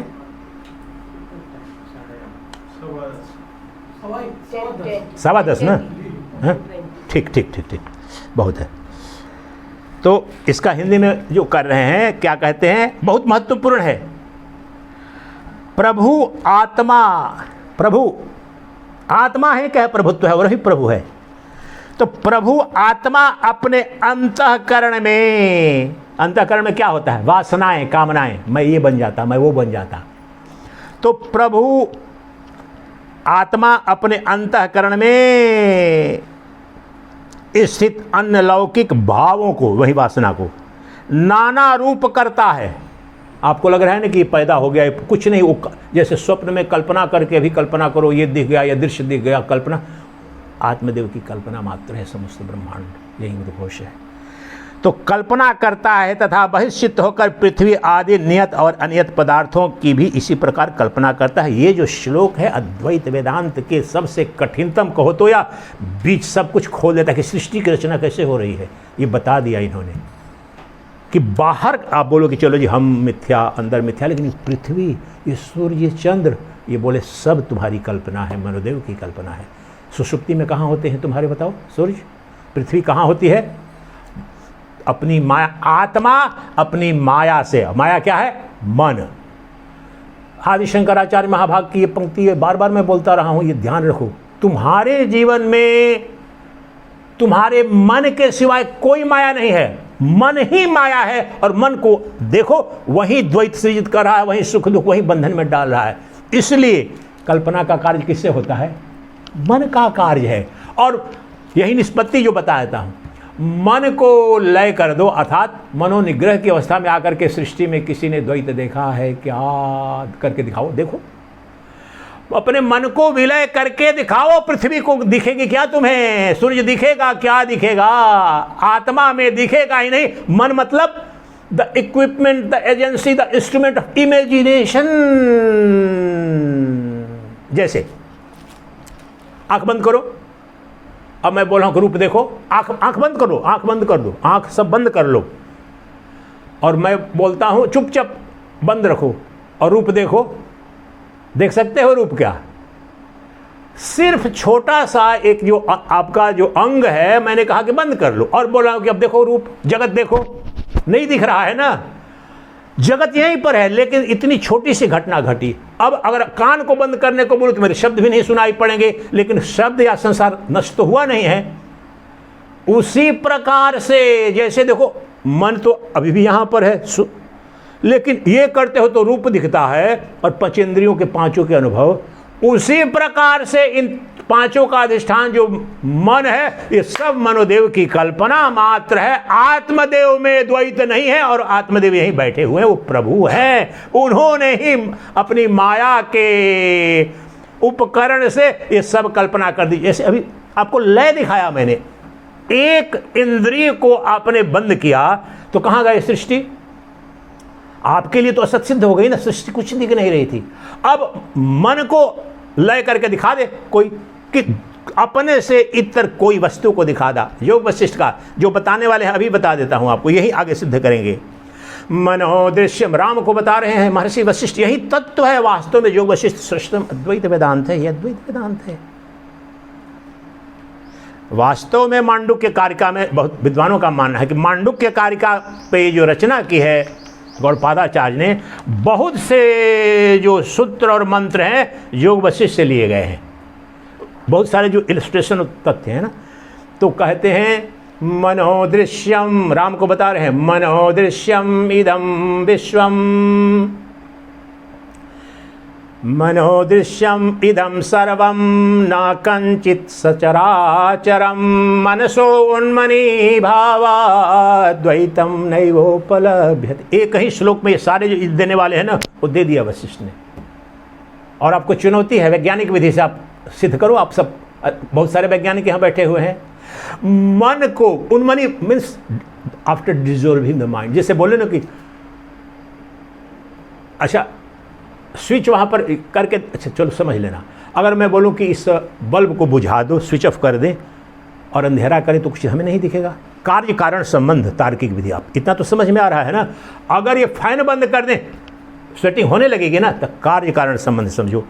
तो उसी कार्य कारण विधि से कह रहे हैं कि मन के बिना कोई द्वैत नहीं, कोई जगत नहीं। तो अभी परोपरीक्षण तो कहते हैं मन को हटाओ। मन को हटाने का क्या तात्पर्य? मन नाम की वास्तव में कोई वस्तु नहीं है। शुद्ध चैतन्य जब सक्रिय हो जाता है, वहीं मन हो जाता है, कल्पना करता है। तो द्वैतात्मक पंच विषयों की जो कल्पना करने वाली जो फैकल्टी है, इमेजिनिंग फैकल्टी, तो उसको शांत कर दो और दिखाओ मुझे द्वैत। कुछ दिखा क्या? यही कह रहे हैं राम को, हे राम, सृष्टि में कभी भी किसी ने मनोलय, उन्मनी का भाई ध्यान जो करते हैं क्या है, निर्विकल्प समाधि या ध्यान में मेरे तो ऐसे स्वतः चला जाता है सारे विचार। उसी अवस्था की निर्विचार जब हो जाते हैं, हम लोग करते हैं ना पंचपदी साधना, जब ऋषिकेश में करते हैं तो निर्विचार हो जाते हैं। तो निर्विचार होते हैं तो निर्विचार में क्या दिखता है? सिर्फ आप बच जाते हो, दृष्टा बच जाता है, द्वैत बचता ही नहीं है। इसलिए यह कार्य कारण से, अगर फैन नहीं, अगर ये बल्ब नहीं जलेगा तो प्रकाश नहीं रहेगा, अंधेरा हो जाएगा। तो अगर मन नहीं रहेगा तो कोई द्वैत नहीं दिखेगा। एक मूर्ख से मूर्ख आदमी भी सिद्ध कर ले। यही कह रहे हैं कि ये ये तुम्हारे जो आत्मदेव हैं माया के द्वारा अर्थात मन के द्वारा ये संपूर्ण जगत को कल्पना कर रहे हैं, ख्वाब देख रहे हैं। कुछ भी नहीं है, कोई नहीं है तुम्हारे इतर, द्वैत है ही नहीं, सब वैतथ्य है, सब मिथ्या है, सब प्रतीत मात्र हो रहा है। तू ही तू, तू ही तू, हे प्रभु तू ही तू। अब यहां पर दो तीन बहुत बीज मंत्र हैं उपनिषदों के। देखो, विकरोति नाना करोत्परान लौकिकान, चलो हिंदी में इसका दे ही दिया है इन्होंने।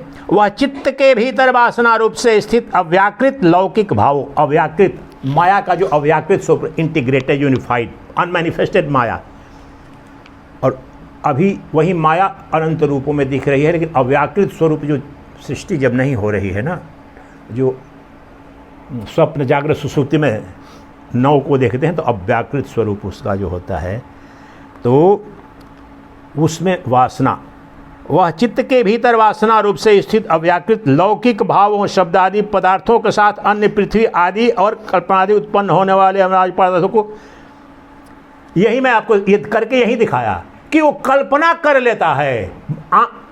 ये एक इंद्रिय को मन से करो और मन को सक्रिय करो, और इसको सक्रिय करो तो शब्द सुनाई पड़ेगा, इसको सक्रिय कर दो स्पर्श बोध होगा, ये सब, लेकिन इसका अधिष्ठान कौन है? मन है, और मन सक्रिय हुआ तो द्वैत हो जाता है, तुमसे भिन्न कुछ और लग रहा है। अब अगला, अब इसकी निष्पत्ति यही बता दिया एक पंक्ति में कि आंतरिक और बाह्य दोनों प्रकार के पदार्थ मिथ्या हैं। अभी जागृत अवस्था में भी अंदर में तो अनुभूति करेंगे तो खुद पता चलता है कि कल्पना कर रहा था, लेकिन बाहर वाला सत्य लग रहा है, वो मनोविकार है, मन की कल्पना है। विकार means modification of mind alone is this entire universe, this is the fundamental declaration. This entire physical phenomenal world of the names and forms is nothing but mental modification, full stop।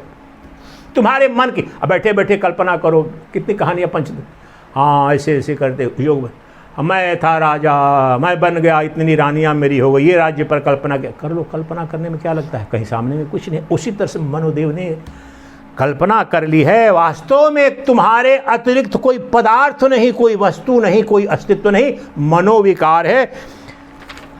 और सत वस्तु कौन है फिर? वो देव जो पूछा कि ये बताओ, ये स्वप्न जागृत सुसुप्ति, स्वप्न और जागृत दोनों अवस्थाओं में सब मिथ्या आप कह रहे हो, तो इनकी कल्पना कौन करता है? तो यही बताए महाराज, ये आप हो। कहना ये चाह रहे हैं कि आत्मदेव ये सब कल्पित कर रहे, दूसरा नहीं है। वो ब्रह्म, वो प्रभु जो कल्पना करता है, वो कौन है? हिम्मत चाहिए। इतना स्पष्ट करे फिर भी ना महाराज ऐसा मत करो, प्रभु तो फिर भी वहां पर है। वो प्रभु यही बोल रहा हूं, आत्मदृष्टि से तू ही राम, तू ही कृष्ण, तू ही ब्रह्मा विष्णु महेश, तू ही ब्रह्म और ब्रह्मांड। देह दृष्टि से नहीं, आत्मदृष्टि से। मैं ही राम की आत्मा, मैं ही कृष्ण की आत्मा, मैं ही दधीची, मैं ही हरिश्चंद्र, मैं ही कंस रावण, सब, लेकिन आत्मा क्योंकि एक है, उसी में कल्पित है ये सब के सब मन के द्वारा। आत्मा एक, मन अनंत, कल्पित सत्ता है। महासागर एक, फेन झाग बुलबुले अनंत, विकार मात्र हैं उसके, उससे अलग वस्तु नहीं है। महासागर से भिन्न कोई तरंग नहीं, कोई झाग नहीं, कोई फेन नहीं, कोई बुलबुला नहीं, ये कहना चाह रहे हैं। 17वां, अब कोई पूछेगा कि कल्पना फिर होता क्यों है, तो देखो मार्क किया है मैंने, जीव कल्पना का हेतु अज्ञान है। बड़ी गहरी बात यहां बता रहे हैं कि कैसे सृष्टि बन कैसे रही है उस ब्रह्म में। तो कहते हैं अनिश्चिता यथा रज्जु, बहुत सुंदर उदाहरण है, बड़ी सरल है, समझेंगे, रज्जु सर्प न्याय वाला। अनिश्चिता यथा रज्जुर अंधकारे विकल्पिता, विकल्प मतलब कल्पना करना, सर्पाधारादिभिर्भावे तद्वद आत्मा विकल्पिता। पहले इनका ही सुन लो। जिस प्रकार अपने स्वरूप में निश्चय न की हुई, अपने स्वरूप का मतलब उसका स्वरूप, रज्जु का, रज्जु अगर स्पष्ट नहीं दिखी कि रस्सी है तो भ्रम हो गया, डंडा तो नहीं, सर्प तो नहीं, कहीं फट तो नहीं गई जमीन, ये सारी की सारी कल्पनाएं उसके न सम्यक बोध न होने के कारण हो रही हैं। तो जिस प्रकार अपने अभी देखो हिंदी में भी गलत किया है ट्रांसलेशन। अब तो मैंने इतने सैकड़ों जब पढ़ा, ये कौन सुधारेगा? हिंदी वालों का ऐसा अंधकार है अध्यात्म में मैं बोल रहा हूँ। इवन आप जाओ, लोग बंगाली में जाओ, गुजराती में, वेदांत के ऐसे कन्नड़ा में, तमिल में बहुत ही श्रेष्ठ अनुवाद उनके उपलब्ध है। हिंदी प्रदेशों की क्या जबकि आबादी इस देश की आधी है आपकी। या अपने स्वरूप में आप बताओ, आप में से कोई भी अपने कहते ही आपको लेकर अपने में कहा जा रहा, अपने यहाँ नहीं कहा, अपना इस वहाँ जो उदाहरण दे रहे हो, तो जिस प्रकार से रज्जु के संदर्भ में, तो जिस प्रकार अपने स्वरूप में निश्चय न कि हुई रज्जु अंधकार रूप में भारा आदि भावों में कल्पना की जाती है, उसी प्रकार आत्मा में भी तरह तरह की कल्पनाएं हो। आत्म अज्ञान के कारण अपनी आत्मा जो सद्वस्तु है, सीधा मेरा सत्य और ब्रह्मांड का सत्य और सबका सत्य क्या है? एक अद्वितीय आत्मा। उस एक अद्वितीय आत्मा के सम्यक ज्ञान न होने के कारण, जो कि निर्गुण है, निराकार है, सत्य है, चित है, आनंद है, ये समस्त नाम रूपात्मक जगत मैंने कल्पित कर ली है, मैंने कल्पना कर ली है। कैसे? रज्जु सर्प की तरह रस्सी के स्वरूप का सम्यक बोध नहीं हुआ तो डंडा, सर्प, छड़ी, जलधारा आदि आदि कल्पनाएं संभव हो जाती हैं। उसी प्रकार से अनंत जगत, अनंत वस्तुएं, ये सब सुख दुख मंगल अमंगल जो आपको भास रहा है, ये सब उसी आत्मदेव के, और वो आत्मदेव कौन है? आप हो, आपके अपने, ये दूसरे का कोई स्वरूप नहीं है। आप वह आत्मदेव हो जो अपने स्वरूप को न जानने के कारण ये द्वैतात्मक जगत को सृजित कर लिया है आपने, और वही सत्य लग रहा है। हाय मेरी पत्नी, हाय मेरा पति, हाय मेरे बच्चे, हाय मेरी माता पिता, हाय मेरा देश, हाय मेरा धन, जो है ही नहीं। ये जो हाय हाय हो रहा है, हाहाकार हो रहा है, वो मुर्दे के लिए हो रहा है। जो न था, न है, न होने की संभावना है, क्योंकि एकमात्र वस्तु जो है, थी और रहेगी, वो मैं हूं, और मुझसे भिन्न कोई वस्तु नहीं तो मुझे मिटाएगा कौन? मुझ में कल्पित है अनंत ब्रह्मांड, सबका अधिष्ठान मैं हूं, तो मुझे दुख कौन देगा? मैं आनंद स्वरूप हूं, आनंद मूर्ति हूं, मंगल मूर्ति हूं, सौंदर्य मूर्ति हूं, ऐश्वर्य संपन्न हूं। समस्त ऐश्वर्य अर्थात ऐश्वर्य मेरा स्वभाव है, स्वधर्म है, मुझे कर्म नहीं करना है। लेकिन उसको भूल गया। हाय हाय, दे दो 2 पैसे, दे दो राम, दिला दो राम, चंदे फेंको मुझे। ये जब कह रहा हूं कि हाय राम, तो ये मत समझना कि सड़क वाले, ये राजे महाराजे महाराज और प्रधानमंत्री राष्ट्रपति सबके सब जो जितना बड़ा उतना बड़ा भिखारी, अदानी, अंबानी, एलन मस्क, ये सब, इनकी खोपड़ी कभी भरेगी नहीं। जो मांग है ना मन की, बताया आपको पहले, सारे उपनिषदों में है, महाभारत में है, ये खोपड़ी तृप्त नहीं होगी। जो खोपड़ी है ही नहीं, है कौन? आत्मा है, और उसमें उल्टी खोपड़ी अर्थात माइंड, एवर बेगिंग मोड। और वास्तव में इसमें कोई कमी है ही नहीं। इसका स्वरूप क्या है? लोग नहीं बोलते हैं। किसी राज परिवार का कोई आदमी अगर भीख मांगने लगता है, क्या करता है? बोले आप इस परिवार के हो, ऐसा नीच काम करे हो कि मेरे को 10 रुपये दे दो। ये मैं तो व्यक्तिगत घटना देखा हूँ। दिल्ली के इंडियन नेशनल सेंटर मेरा अड्डा हुआ करता था, तो वहाँ पर गांधी के बिल्कुल डायरेक्ट पोता, राहुल गांधी उसका नाम था, बुजुर्ग आदमी था, वो चाय पिला दो मेरे को, चाय पिला दो। बोलेगा नहीं, चूंकि गांधी का पोता था इसलिए सब ये करके, लेकिन ऐसा था, आप समझ गए ना मैं कह रहा हूँ। तो दूसरे को भी शर्म आती थी गांधी, उनके दूसरे 3 भाई वो भी हम मिले हुए। लेकिन अब वो आप समझ रहे हैं ना कि किस परिवार से हो, कैसे आए हो।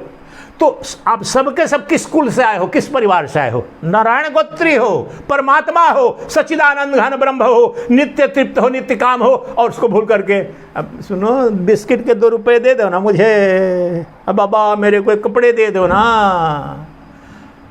और जब कपड़े कह रहा हूँ वो तो व्यवहारिक भी है। जब कहते हो मेरे को, पत्नी से बोलते हो या पति से मेरे को थोड़ा प्रेम दे दो ना, बच्चों से बोलता हो कि थोड़ा सम्मान दे दो ना, थोड़ा धन दे दो ना, ये सब जितना बड़ा मांग रहे हो ना, वो उतना बड़े भिखारी। भूख तो चलो फिर भी एक वैलिड बायोलॉजिकल नीड है, ये जो अतृप्ति है, भिखारीपना, सब किस कारण से है? अपने आप को न जानने। क्या है आपका स्वरूप? You are empire of empires. All the emperors of the world come and go, but you are the emperor of emperors because you never come, you never go out. You alone are, you alone where, you alone will be, and nobody elects you, nobody selects you, nobody dethrones you. तुम स्वराट सम्राट हो। ये उपनिषद के पंचदशी में स्वराट सम्राट आत्मा का, the empire of the empire of self. देखिए शब्द कैसा है, आत्म साम्राज्य का स्वयंभू सम्राट हूं मैं, तुम भी वही हो, तत्वमसि। यह उद्घोष कर रहे हैं, तुम्हारा ही साम्राज्य सर्वत्र है, मनोदेव ने कल्पित किया है, तुमसे परे कोई नहीं, तुम हो तो ये जगत है, तुम नहीं तो कुछ भी नहीं।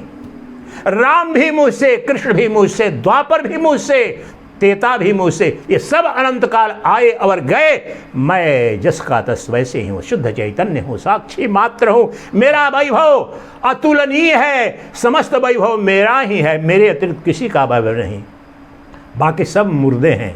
जिंदा केवल मैं हूं, जिंदा केवल मैं हूं। अभी भी जो जिंदा होने का किसी का भ्रम हो रहा है वो मैं हूं, और जो जिसमें मर जाने की आशंका हो रही है वो मुर्दा अभी भी मुर्दा ही है। मैं कभी मरूंगा नहीं, और जो मर जाएगा अभी भी मरा हुआ है। मरेगा कौन? नाम रूप।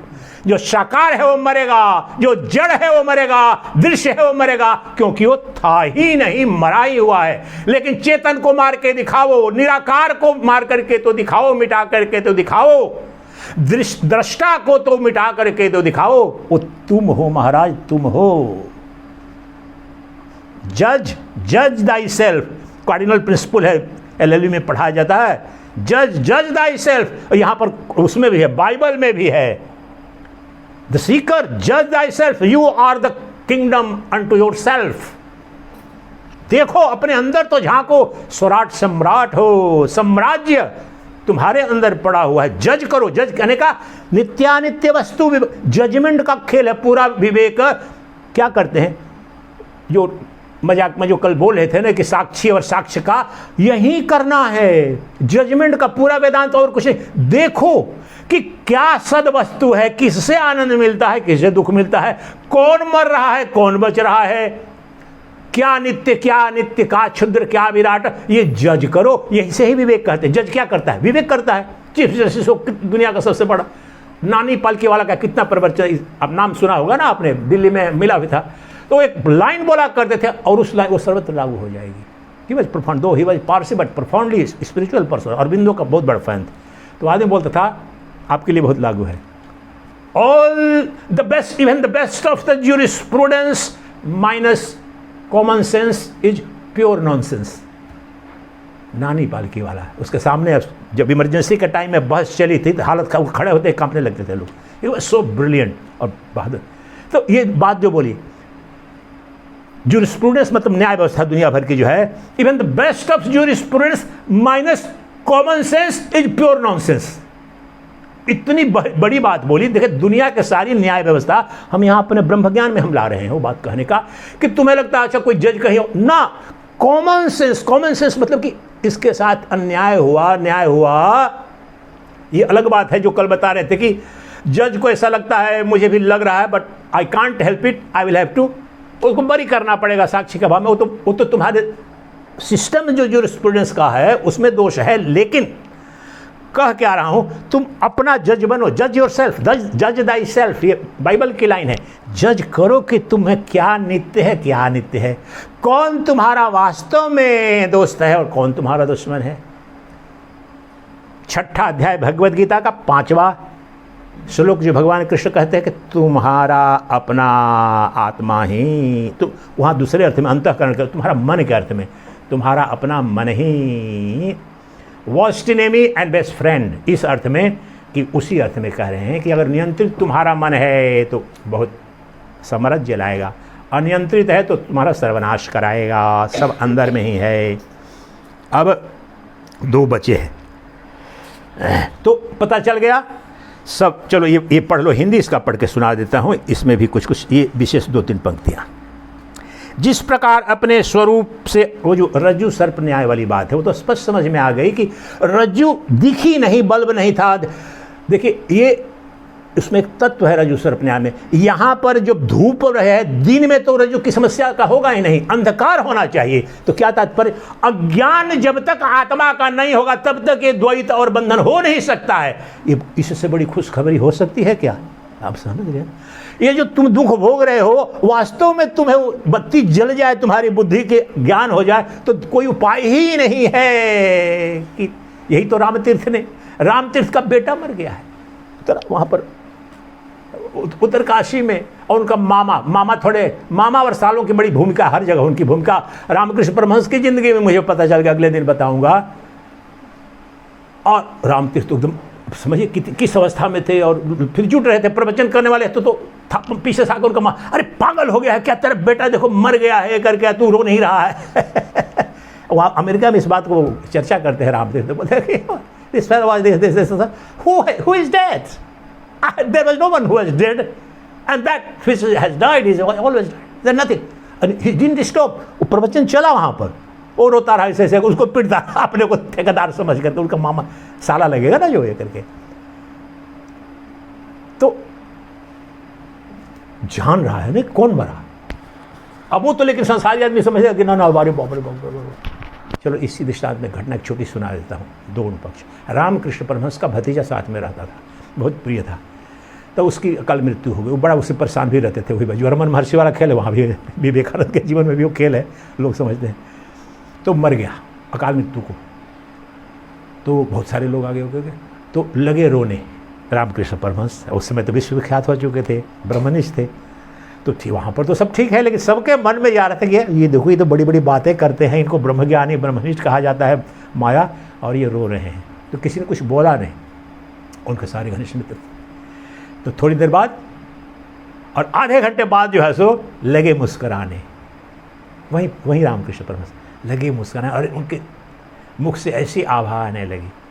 तो उस वक्त किसी ने पूछा नहीं। थोड़ी देर बाद उनके घनिष्ठ किसी शिष्य ने पूछा कि ठाकुर, आप उस समय तो जिसे आम आदमी रोते हैं बिल्कुल, और जो फूट फूट करके रोना कहते हैं ना, ब्रेकिंग डाउन, उस तरह से वो रो रहे थे। और फिर थोड़ी देर के बाद से फिर जो अपने में आ गए, तो फिर एकदम तटस्थ भाव में आ गए, एकदम मुस्कुराते रहे। फिर बोले कि ये क्या खेल है। बहुत ही वो विद्वान शिष्य था, कोई नाम उनका भूल रहा हूँ, जो भी सन्यासी थे, कि ऐसा क्यों किया। तो उन्होंने कहा ये बड़ी महत्वपूर्ण बात है। बोले कि देखो, जब रो रहा था तो इसलिए रो रहा था कि वो शरीर के अर्थ में तो भतीजा था ना, मेरी सेवा किया था, जो भी था लगता था। वो शरीर तो अब नहीं आया था, तो उस समय जीव को, जीव ही तो शिव है, शिव ही। तो उसने थोड़ा भाव आया कि देखो इतने दिन मेरे साथ था, ऐसे था, अब ये नहीं रहेगा। तो वो भाव आया जीव का, तो उसके लिए विलाप हो रहा था। लेकिन जैसे जैसे जैसे फिर देखने लगा कि सचमुच में ये मरा क्या, नहीं ये कहाँ मरा, ये तो मरा ही हुआ था। तो धीरे धीरे फिर जो है तो लगा कि नहीं ये कहाँ, ये तो लीला चल रही थी, ये तो नाटक चल रहा था। तो अपने सुन, ये दोनों सत्य है, ठीक है ना। चाहे कितने भी बड़े ब्रह्मज्ञानी हो जाए, नाटक करने की जरूरत नहीं है। वो सब व्यवहारिक चीज़ होती है, वो भी रोएगा गाएगा, लेकिन वो जान जाएगा, जानता है कि ये चीज़ है। तो इसलिए क्या बता रहा था, ये सुख दुख आने जाने। तो राम तीर्थ वाला भी कि ये जब अनुभूति जब हो जाएगी तो मरता कौन है, कोई मरता नहीं, कोई मरा ही नहीं, मरने की कोई संभावना ही नहीं। आज जो मरेगा या मर रहा है वो मरा हुआ है, यही सिद्ध मेरे से प्रश्न करो। और नाम रूप मरता है, जड़ मरता है, और जड़ जिंदा है क्या कभी भी, मरा ही हुआ है। नाम रूप इज मेयर सुपर इम्पोजिशन। नाम रूप क्या है, जैसे उदाहरण के लिए सोना, दुनिया में जितने गहने हैं, आभूषण है, सोना सोनत्व उसका हट करके आभूषण बना है क्या, सोने को एक नाम रूप चढ़ा दिया तो हार कह रहे हो, कंगन कह रहे हो, कोई बदलाव नहीं। इसलिए ब्रह्म ही उस पर नाम रूप आरोपित कर रहे हो, तो जीव कह रहे हो, शिव कह रहे हो, कुछ बदला बिगड़ा नहीं है, एक अद्वितीय आत्मा ही है। अब लोग आज का अंतिम श्लोक ले रहे हैं। टाइम कितना हुआ देखो, आज हम जो है प्लानिंग करके आए थे अपना टारगेट पर। हम कल बिल्कुल, इसलिए कल नहीं हम बताते, जो स्वप्रकाशत्व का विस्तृत वर्णन नहीं करें तो इतना ये कुछ समझ में नहीं आता। तो अब देखिए इसमें क्या कह रहे हैं, यहाँ सिद्ध कर देंगे। ये बहुत गहन, वैसे इसका इसलिए व्याख्या करूँगा तत्व कि कैसे सृष्टि बन रही है। सृष्टि अब भी ऐसे जब कह रहे हैं कि सृष्टि तुम्हारी कल्पना है, तो प्रश्न पूछना जैसे बताओ जरा कैसे बन रही है, उसका उत्तर दे रहे हैं। विकल्प की मूल माया है, अव्यक्त माया। तो श्लोक क्या है, प्राणादिभिरनन्तश्च भावैरेतैर्विकल्पितः मायैषा तस्य देवस्य यया सम्मोहितः स्वयं स्वयं ही मोहित हो रहा है। वह आत्मदेव ही अपने से कल्पना कर रहा है। जैसे अब मैंने ब्रह्मा और सरस्वती का अब पुराणों में पढ़ा हुआ ना, उन्होंने रचना की, सरस्वती की पुत्री के रूप में मानसिक कल्पना की, फिर उसी पर मोहित हो गए। तो ब्रह्म भी इस सृष्टि की कितनी अनंत कथाएं हैं, इस सृष्टि की रचना वही कर रहा है और उसी पर मोहित हो रहा है। ये आत्मदेव है, अपने से अलग मान करके भ्रांति हो जाने के कारण उससे भिन्न कोई नहीं है, तुम्हारा ही स्वरूप है सब। तो इसका भावार्थ है, तो ये कह रहे हैं, हिंदी सुनो, यह जो इन प्राणादि अनंत भावों से विकल्पित हो रहा है, विकल्पित मतलब कल्पना, कल्पित रूप में दिख रहा है, मनोदेव की कल्पना है, सो यह उस प्रकाशमय आत्मदेव की माया ही है। प्रकाशमय आत्मदेव कौन? आपकी आत्मा, आपकी प्रत्येगात्मा, उसकी माया है। किसके द्वारा? मन के द्वारा। कल्पना कर लिया, उस आत्मदेव की माया है। और ये पंक्ति अगली सुनना, हिंदी का बहुत, जिससे कि वह स्वयं ही मोहित हो रहा है।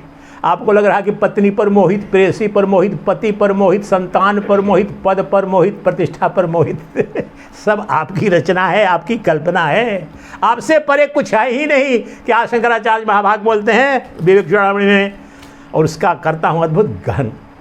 भोक्ता च भोग्यम स्वयमेव सर्वम, भोक्ता च भोग्यम स्वयमेव सर्वम।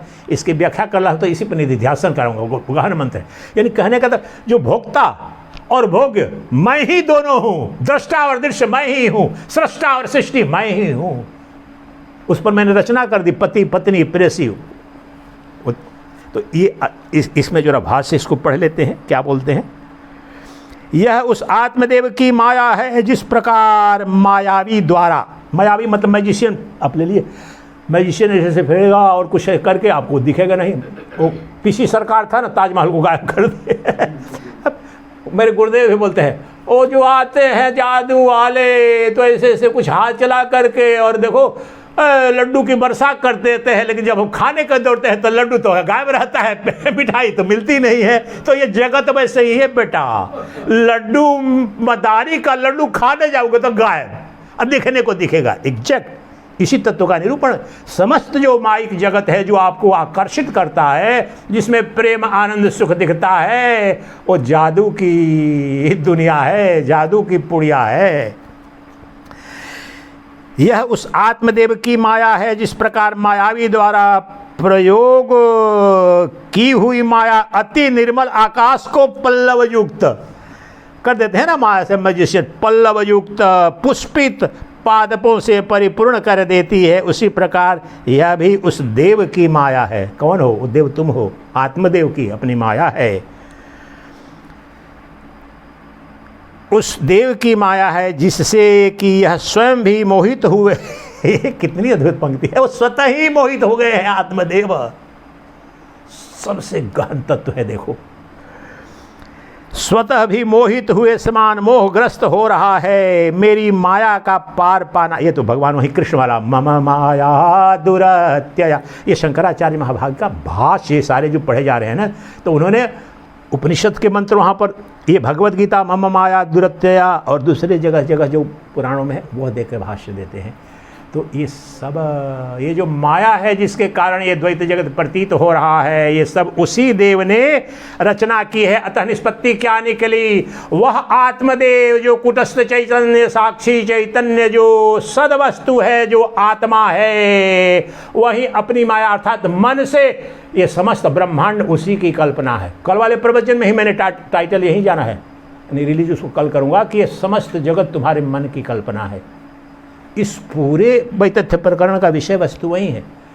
तो हमसे भिन्न जो जगत दिख रहा है, हमसे अन्य जो जगत मुझसे भिन्न दिख रहा है, चाहे शत्रु या मित्र के रूप में, निकृष्ट या उत्कृष्ट रूप में, सबका सब मेरी कल्पना मात्र है। जिस प्रकार से स्वप्न दृष्टा के द्वारा समस्त स्वप्न दृश्य ओ हे हो प्रे हो, सांप हो काटने को दौड़ने आ रहा है, AK-47 लेकर आतंकवादी मारने आ रहा है, और बहुत सुंदर उपदेश देते हैं विद्यारण्य स्वामी। वहाँ उधर उपदेश दिया है कि सर्वश्रेष्ठ युवती आलिंगन के लिए आ रही है या कोई सर्प डसने आ रहा है। विपरीत क्या है ना, जिसे भागते हैं और जिसके लिए भागते हैं, दोनों के दोनों एक तरह ही मिथ्यात्व है। न प्रिय कुछ है न कुछ अप्रिय है, क्योंकि दोनों के दोनों तुम्हारे मन की कल्पना है। अरे स्वप्न में कोई डकैत आपको मारने या आतंकवादी दौड़ रहा है, तो वहाँ पर मन के अलावा कोई डकैत है क्या? सर्प काटने को दौड़ रहा है, कोई है क्या? मन ही तो बना है। ये मन ही समस्त द्वैत के रूप में, इसलिए कहा यह जा रहा है। वास्तव में जब ब्रह्मज्ञान भी हो जाएगा तो जगत ऐसे ही रहेगा। भ्रम मत करना, क्यों बोले कि स्वामी जी का एक पैर उधर पकड़, लेकिन अंदर से आपको ये बोध हो जाएगा कि इसीलिए तो देखते हो, मैं भी पहले से भी ट्रेन में, प्लेन में, कहीं भी होता है, कहाँ चुप अपने आनंद में पड़े रहते हैं, तो सब ऐसे पड़ा रहे के लिए मुर्दा हो जाएगा। ध्यान समाधि करते हैं उसी वक्त में लगता है वहाँ जो पंचपदी साधना किया, तो ध्यान के पश्चात जो जगत लगता था वैसे लगता था क्या? सब कुछ बदल जाता था, अपनी अवस्था में भी बदल जाता था, और ये भी ज्योमेट्रिक और मैथमेटिकल प्रिसीजन के साथ। अभी क्या कर, ये बुरा है तो बहुत बुरा लगता है, अच्छा है तो बहुत अच्छा लगता है। जब ध्यान से वो जो करते हैं क्रिया, तो दोनों it begins to lose its, जो बुरा है उतना बुरा नहीं लगेगा, कम होने लगेगा, अच्छा भी नहीं। और यहाँ पर जो है सो आनंद, यहाँ वही आत्मा आनंद है। हमने मन से कल्पना करके शत्रु बनाया, मित्र बनाया, पापी बनाया, पुण्यात्मा बनाया, लेकिन मैं तो सच्चिदानंद घन ब्रह्म हूँ। इसलिए मुझसे परे जो मिथ्यात्व है, जो द्वैत जगत है, वो न था, न है, न रहेगा। और ये क्या है? मेरी कल्पना है, मेरा प्रक्षेपण है, मुझसे ही निकला है, मुझ में ही स्थित है, मुझ में ही विलीन हो जाता है। कैवल्य उपनिषद के उस मंत्र के साथ में समापन करते हैं। टाइम बताओ। 5-10 मिनट्स अभी भी बचा हुआ है। अरे वाह, बहुत कवर कर लिया। आप समापन कर रहे हैं तो कितना सुंदर निधिध्यासन इसी पर। वो दोनों एक ही अर्थ है, भोक्ता च भोग्यम, भोक्ता भी मैं, भोग्य भी मैं। और वहीं वहाँ पर कैवल्य उपनिषद, जिसकी व्याख्या मैंने पहले आगम प्रकरण में भी की थी, तो अवस्था तरह से है। क्या है? सुनो और निधिध्यासन करना, आप सब आ जाना। जब ज्ञान जिसको हो गया वो उद्घोष कर रहा है। बहुत सुंदर श्लोक है। मय्येवा, मैं ही, मयि एव, मैं ही, मय्येव सकलं जातं, मयि सर्वं प्रतिष्ठितं, मयि सर्वं लयं जातं, मयि सर्वं तद ब्रह्मा अद्वयास्मि हम। मैं ही वह अद्वय ब्रह्म हूँ, मैं ही वह अद्वय अद्वितीय ब्रह्म हूँ, जिसमें, जिससे ये अनंत नाम रूपात्मक जगत उत्पन्न सा प्रतीत हो रहा है, जिसमें स्थिति उसकी प्रतीत हो रही है और मुझ में ही विलीन हो जाता है। वही अद्वितीय ब्रह्म हूँ, वही अद्वितीय ब्रह्म हूँ।